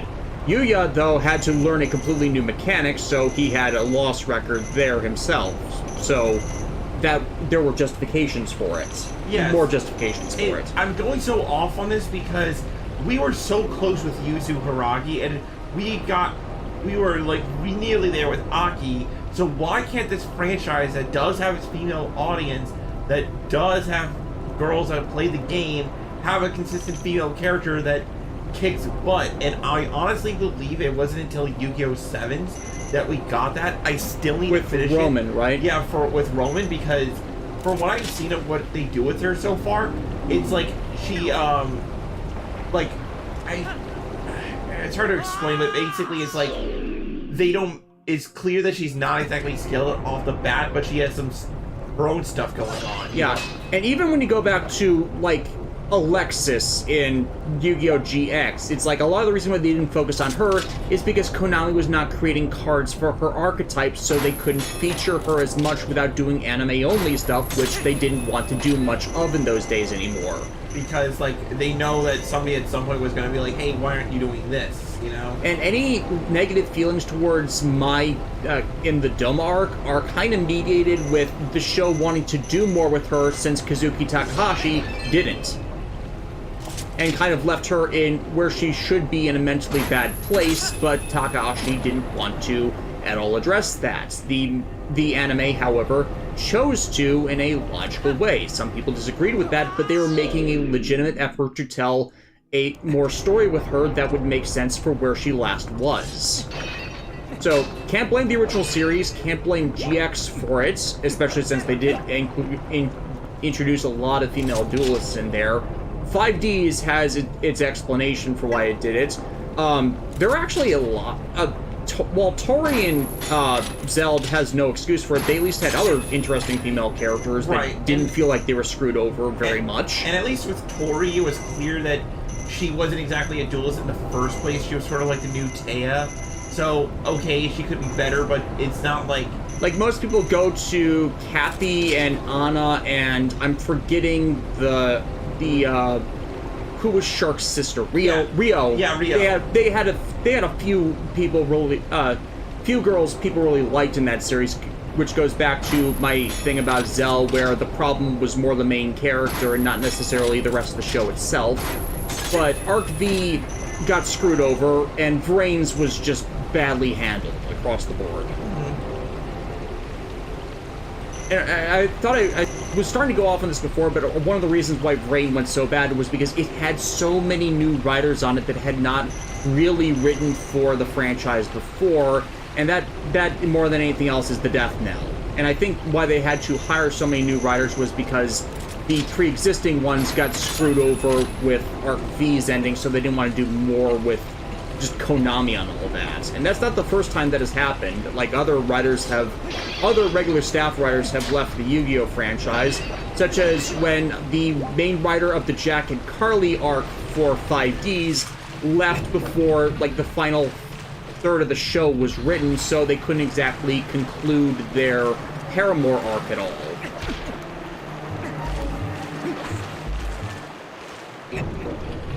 Phantom 666, gonna be honest, unlike Sevens, hated Rush Duels. I'm not a fan of Rush Duels myself, so I can kind of understand that.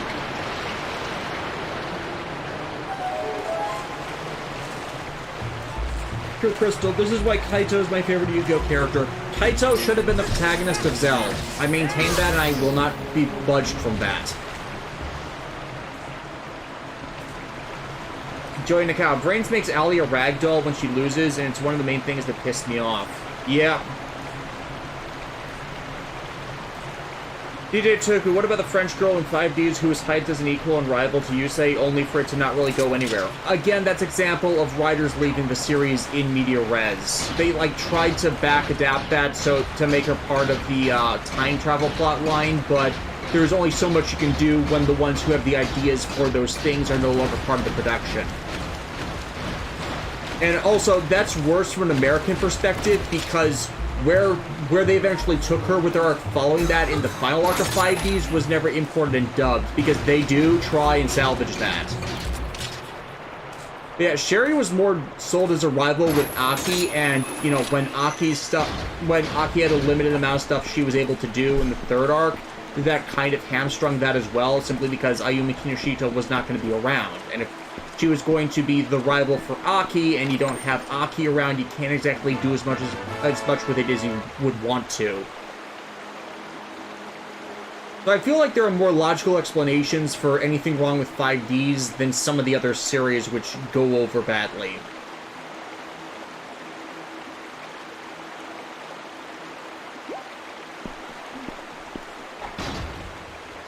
Oh, Inashi, isn't Jack Red Demon's dragon sexual as much as Seto is Blue Eyes White Dragon sexual? I recommend you watch the Japanese dub version of 5Ds, because he actually tells Carly that he loves her in the Dark Signers arc. It's again why people got kind of miffed that they couldn't exactly continue that arc at all on the later content, because again, the writer primarily responsible for it left 5Ds. Alright, so while there is another Harpies we can go after, we actually have everything we need to, like, face the boss, so I'm just gonna go off and do that. Alright, whee! Terror of Death. Also, the fact that Carly's Japanese VA was in a cult didn't help out the Jack and Carly stuff, too. Ironically, the writer who was behind writing the Jack and Carly stuff left the show before everything with the cult Carly's actress was in came out, and she withdrew from the role. So it's definitely a mistiming thing. Oh, there's a hole. Oh, there's a hole. Golden Girl, didn't Carly have to be recast because her actress joined a cult? No, she had been part of a cult beforehand, and it was only after there was a scandal involving the cults that Carly's actress left. Oh. And Carly's actress was not part of that scandal at all. She was so embarrassed that she left the cult as well. So anyways, Twilight Aquatic Morphel. Morphel. Get over here! Like, okay, so this, honestly, the water dungeon, this water temple has not exactly been bad by any means. It's just time consuming. And Yeah. you just got eaten. Oh, God!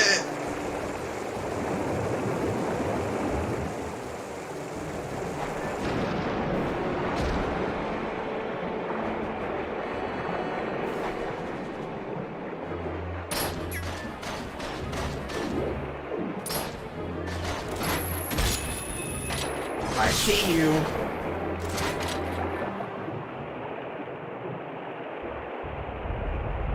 Then gets your random question. From a writing standpoint, could a Garo and Bleach crossover work? Yes. I don't see why not. It's just you have to have the Makai Knights be mortal, like not dead spiritual beings, but you could definitely do a trying to attack the malice of horrors from their spiritual points.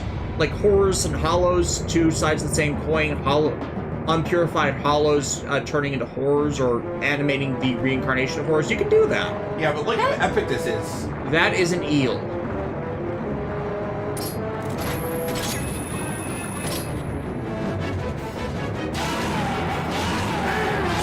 I forget, does Japan have a lot of cults? Feels like I'm hearing of a new one every few years. Unfortunately, yes. Shinzo Abe, the former prime minister that was killed a year or two ago, wasn't it this year? Was that this year? I thought it was last year. I think it was this year. Basically, my point is, he was very lax when it comes to handling matters regarding cults, and actually got signed off on legislation that makes it easier for cults to get religious status. So, you know, they would do the religious tax write-off thing and then sucker people into them. It was very bad, and in fact, Hideaki Anno's Shin Kamen Rider based a lot of Shocker off of them being a cult. Like, they always were a cult, but they were like a Nazi cult of villains trying to take over the world. That kind of thing. And then the reason why the Shocker didn't work for several years was because, Toei forgot they were a Nazi cult and didn't want to say, cult. It's also the basis for the Society of Light in GX, because there being a lot of malicious cults.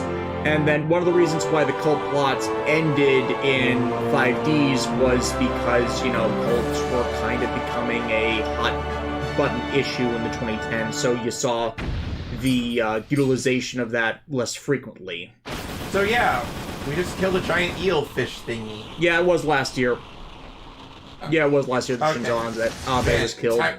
Listen, Tyron's face is warped, alright? Yeah. So yeah. The crown.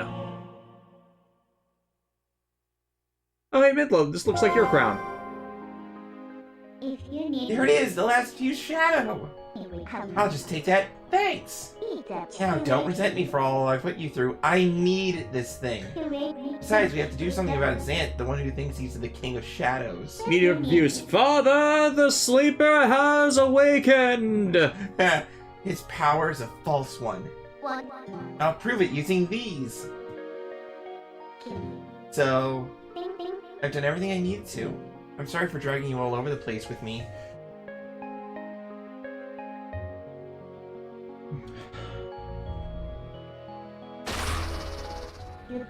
So, shall we go?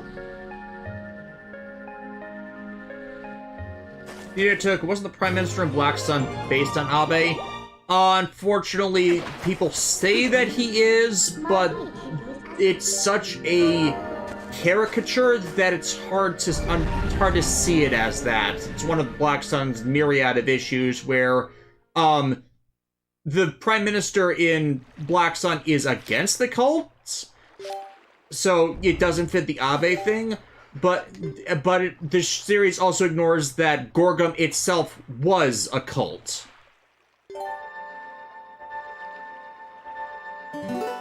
Alright. Alright, we got all the MacGuffins that we needed. I think that there is no way anything could go wrong. Link transforms into a wolf again. Nope, you'll see. Hello. Chameleon head.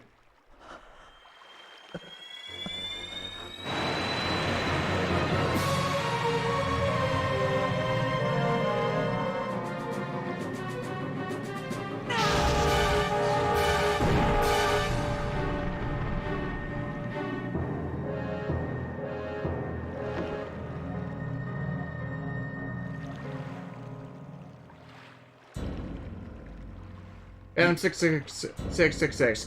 Shouldn't have you seen the Happy Science Cult anime movies? I don't want to. Oh. Zant! Zwart. Oh. Hey, those are ours! Oh, great, we're gonna have to go and collect them again. Did you honestly mean to take an ancient and withered power like this and turn it against me? You are a foolish traitor, Minda. Why do you defy your king? I didn't vote for you. My king? You who do nothing but abuse the magic of your tribe? You must be joking. How dare you? Are you implying that my power is our old magic? Now that is a joke.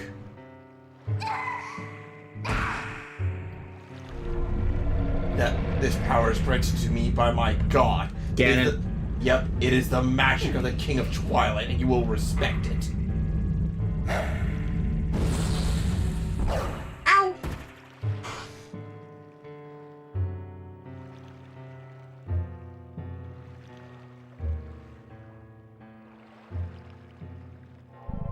Ooh.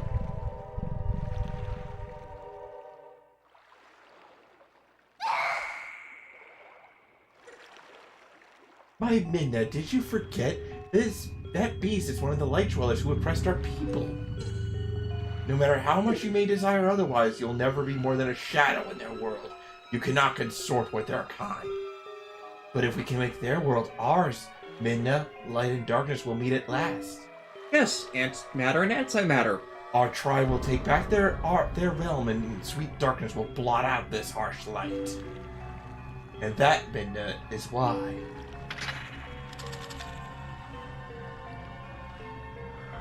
I leave you.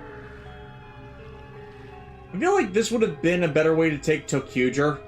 Not just for me, but for all of our people. Lend me your power.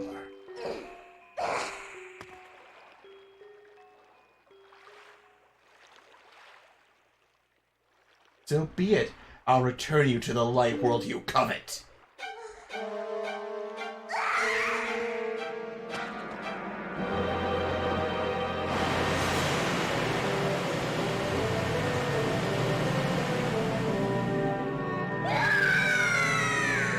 Yeah, Shadow Being getting shot with a bunch of light. Yeah.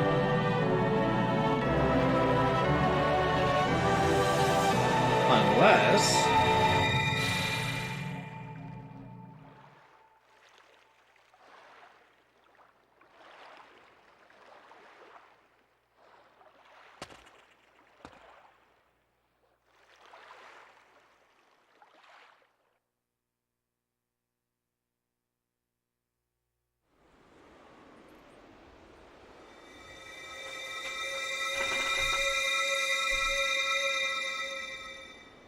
Gee, it's almost as if those light spirits can tell between malicious and benevolent darkness.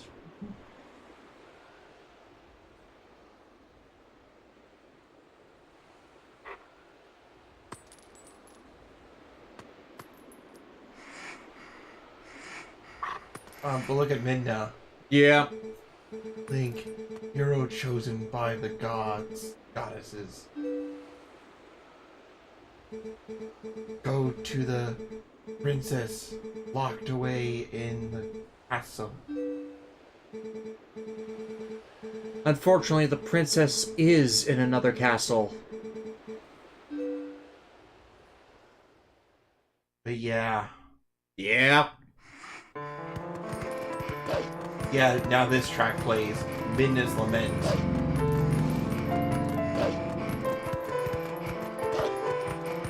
Yeah, this track was like so good that they used it in Smash Brothers. Golden Dark is not evil invoked. And like, cause like, and I always like thought this moment was really great because, you know, Minna, for all for like impish behavior and stuff, she's not a bad person. She's not malicious, she's mischievous. Yeah, exactly. There's a difference. You know, like a. And it's like, I like when a lot of Japanese series have dealt with the just because you're light does not mean you're benevolent. Granted, it has gone too far in the in how many games we end up having to fight the God of Light or God of Order stuff, because then it's done too much. Right, but like, But I like how they've done so many series that are not, they're like darkness or like demonic does not necessarily mean evil, and you can have benevolent ones as well that represent rebellion and freedom, as opposed to consigning order or tyranny or stomping on people's backs. Like I like that they more represent a wider spectrum. But yeah. I just wish, in some of their series, they would actually acknowledge the root cause as the actual problem instead of dancing around it. But also, if you didn't hear, people are reacting to the fact that we're a mother effing wolf. Terror of Death. So question, we give Prospera the Gendo Get in the Robot Shinji Ikari word for worst parent in anime this year? I mean, we've not been watching all of the anime this year, but I think we can validate that because she has clearly been abusive towards Suletta. We're just uncertain at this point whether all of her actions are intended to be abusive or if just she's so swallowed by grief she doesn't really realize what she's doing. Granted, that didn't justify Gendo, and Gendo was a lot more actively fucking malicious. Because he didn't even consider his son a person without his wife around. Whereas from the side material of G-Witch, there was apparently a partial novelization where Eri in the Ariel is trying to tell Prospera not to use Suletta like this, and unfortunately Eri can't speak to Prospera because Eri wants to be in on the revenge scheme, she just doesn't want Suletta put in the middle of it. But Prospera can't hear her. Princess Zelda. Ah, Princess Zelda has turned into a cat. No. Oh, but this little kitty is gonna actually help us. Yes. I meant that jokingly, but...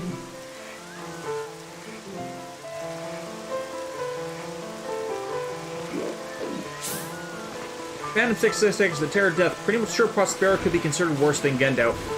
When you pay attention to what Gendo Ikari actually does, including but not limited to infidelity against the wife he says he loves and wants to bring back from being sealed in a robot, yeah, no, he actually has sex with one of the scientists who had a crush on him and her daughter over the course of Evangelion. So, no, Prospera is not as bad as Gendo.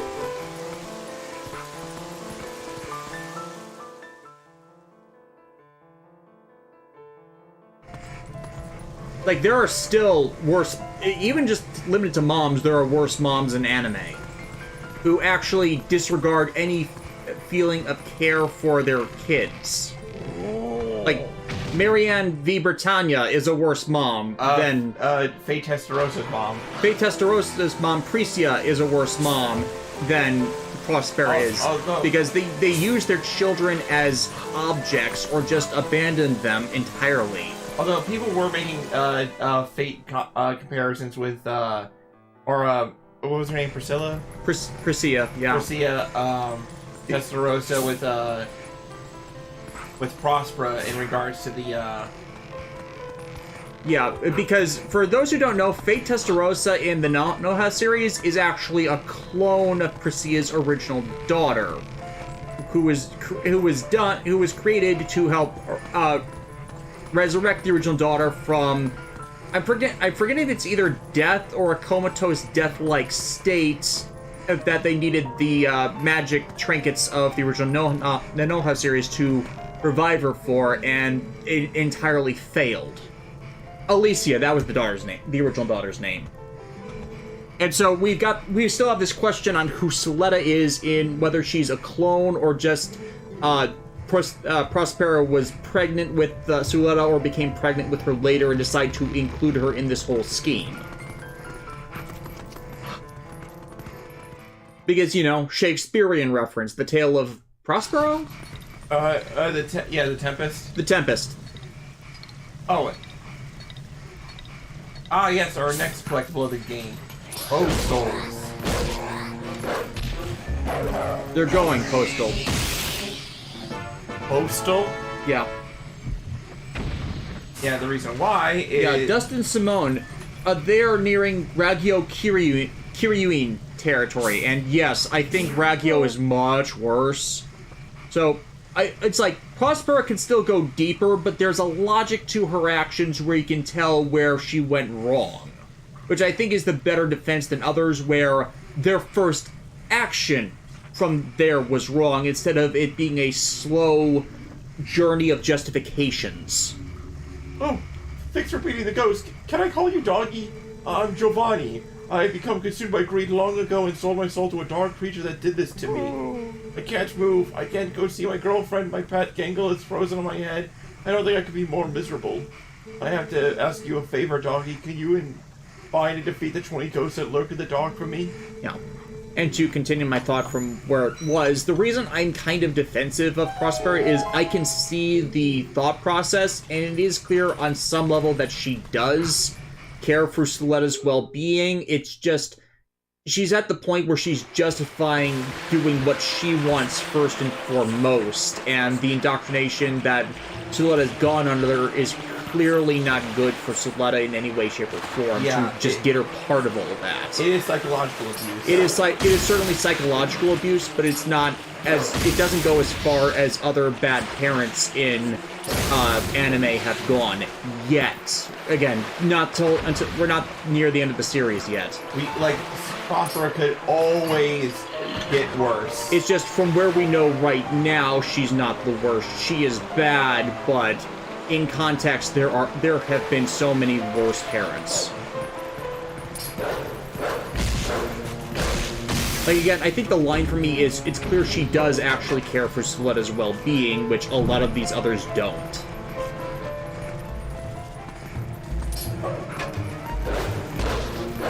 Golden Gar, also the problem I have with that idea is the incident was 21 years ago and Suletta is 17. Yeah, that's one of the remaining questions. When was Suletta born, because she's the second daughter?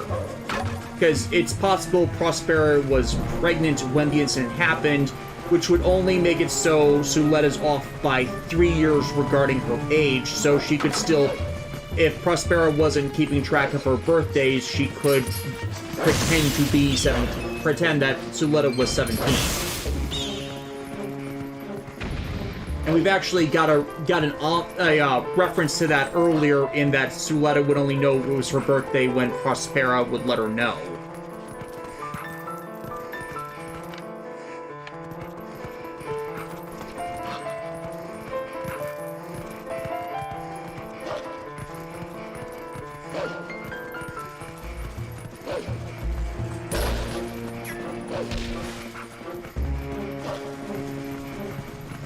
Pair of Death, I say clone. We don't know if cloning technology exists in the G-Witch setting. That's our question mark about that, because even with Elium's body doubles, they're genetically and surgically changed to look like Elian. Which again isn't exactly a good thing either, but there are surgical techniques that exist now that allow for someone to become a body double.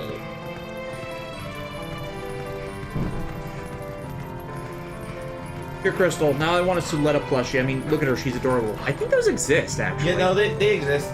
And she's an adorable Tanuki girl. Yeah.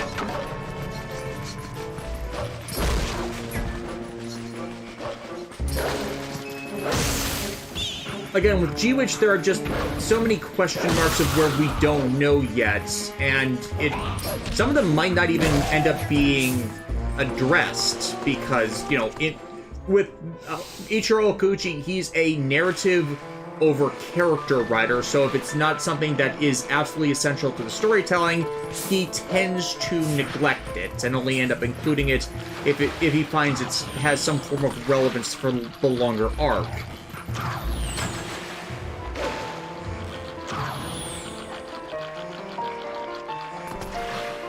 Some people argue that Alex from War in the Pocket counts as the first female Gundam protagonist. Is that true?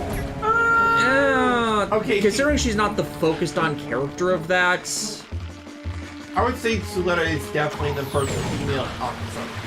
Yeah, because the problem is, like, Bernie and the ones that are Xeon allied are more the protagonists, so she becomes the tritagonist of the story. It's like, she's not the villain, but she is who is thwarting the actions of the actual protagonists in that. Mm-hmm. Suletta is the first female-focused protagonist.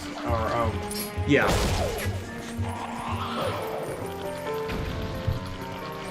Well, outside of some of the side stories too, but definitely for a main anime series, yes. Yeah. Which is still a big deal. Because otherwise, we've just had series where the female is just as equally important as a lead character, like in Build Fighters Try.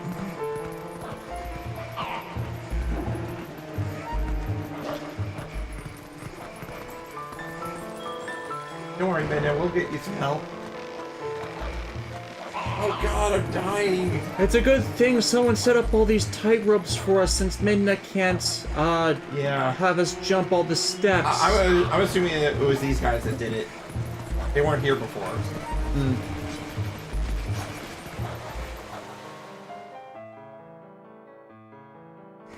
What are we going for? Oh, we are just over the 2-hour mark, so I figured we'd get to Zelda and call it a day. Yep, that sounds good. That was actually kind of my plan in the first place.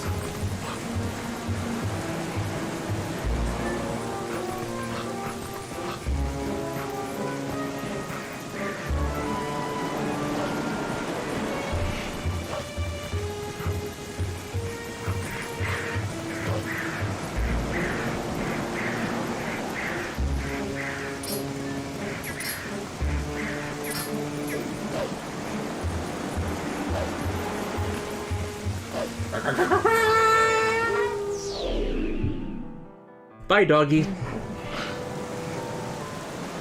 No. Okay, you didn't fall all the way to the bottom. Because that would have been a pain had the game forced that on you. Yeah, it's just that narrative game magic of, you're suddenly teleported back. Or it skipped to the end for you.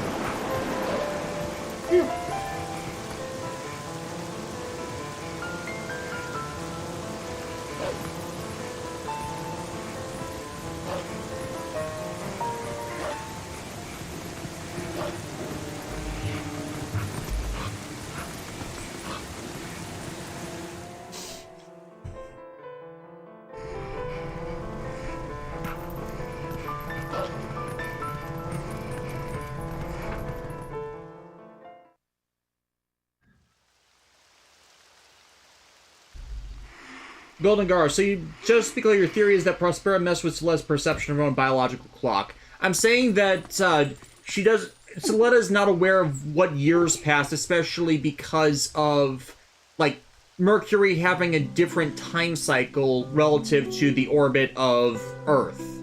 So it's like a year in Mercury is differently timed due to how it rotates around the sun, so a young girl that's not aware of that wouldn't exactly know what relative Earth dates are.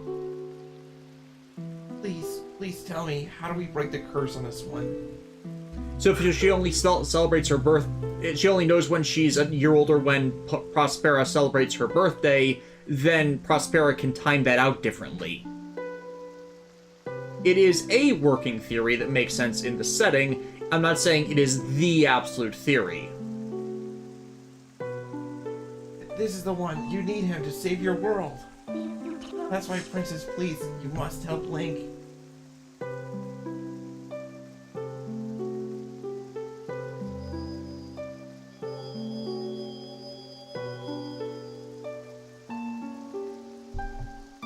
What binds him is a different magic than what transformed him when he first passed the curtain of Twilight. It is an evil power. Evil! Our world is one of balance. Just as there is light to drive away darkness, so too is there benevolence to banish evil. Head for the sacred grove that lies deep within the lands guarded by the spirit Farron. There you will find the blade of evil's bane that was crafted by the wisdom of the ancient sages, the Master Sword. Dietegu. Time. So complicated. I more think of it as that space is warped and time is bendable.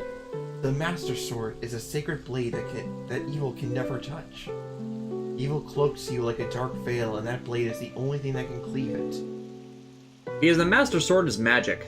Link, hero sent by the goddesses. Like you, I've been granted special powers by the goddesses. Fine. Link, you can go get to the woods on your own, right? Princess, I have one last request. you tell him where to find the Mirror of Twilight?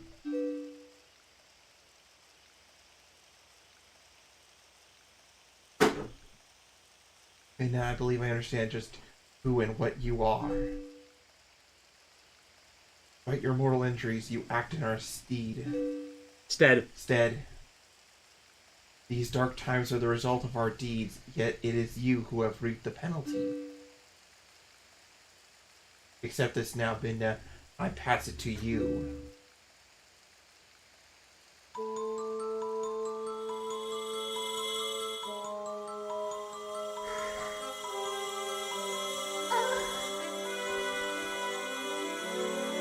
Media reviews. With the purple and the face mask, I expect her to cock her head back and go, ah! Rita. Yeah.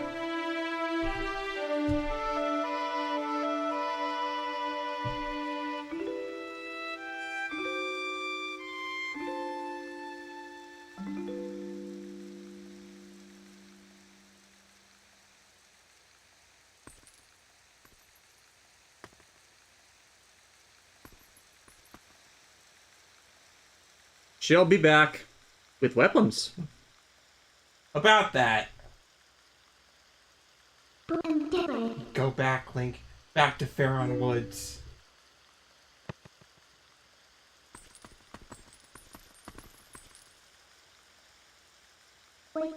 Zelda, I've taken all that you had to give, though I did not want it.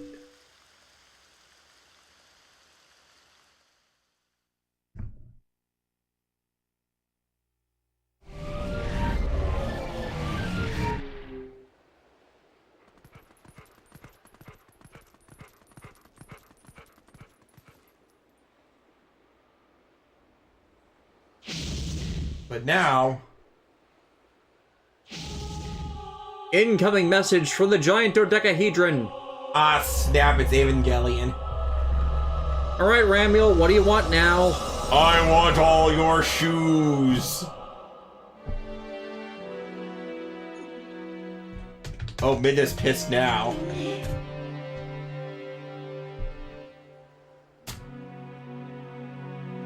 Wait, that's not a dodecahedron. What is the eight-sided object? Yeah. But, look, Minda's actually is now able to, like, walk amongst the day. Hmm.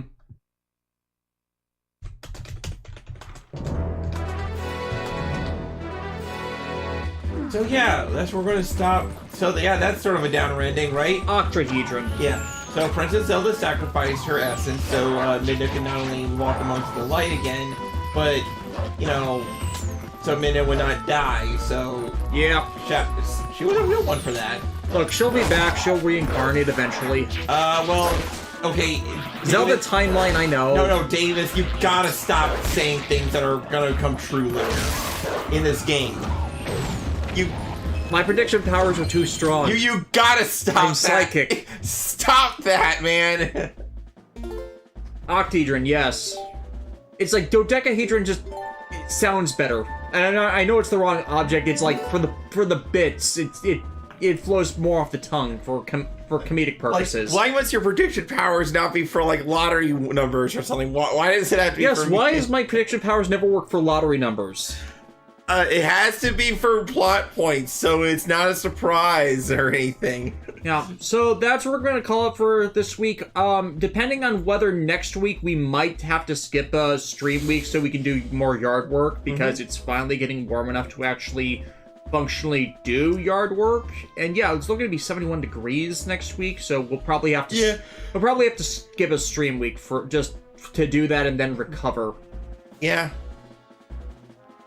Yeah, so thank you everybody for stopping by. We'll let you know when we'll be streaming next. Bye.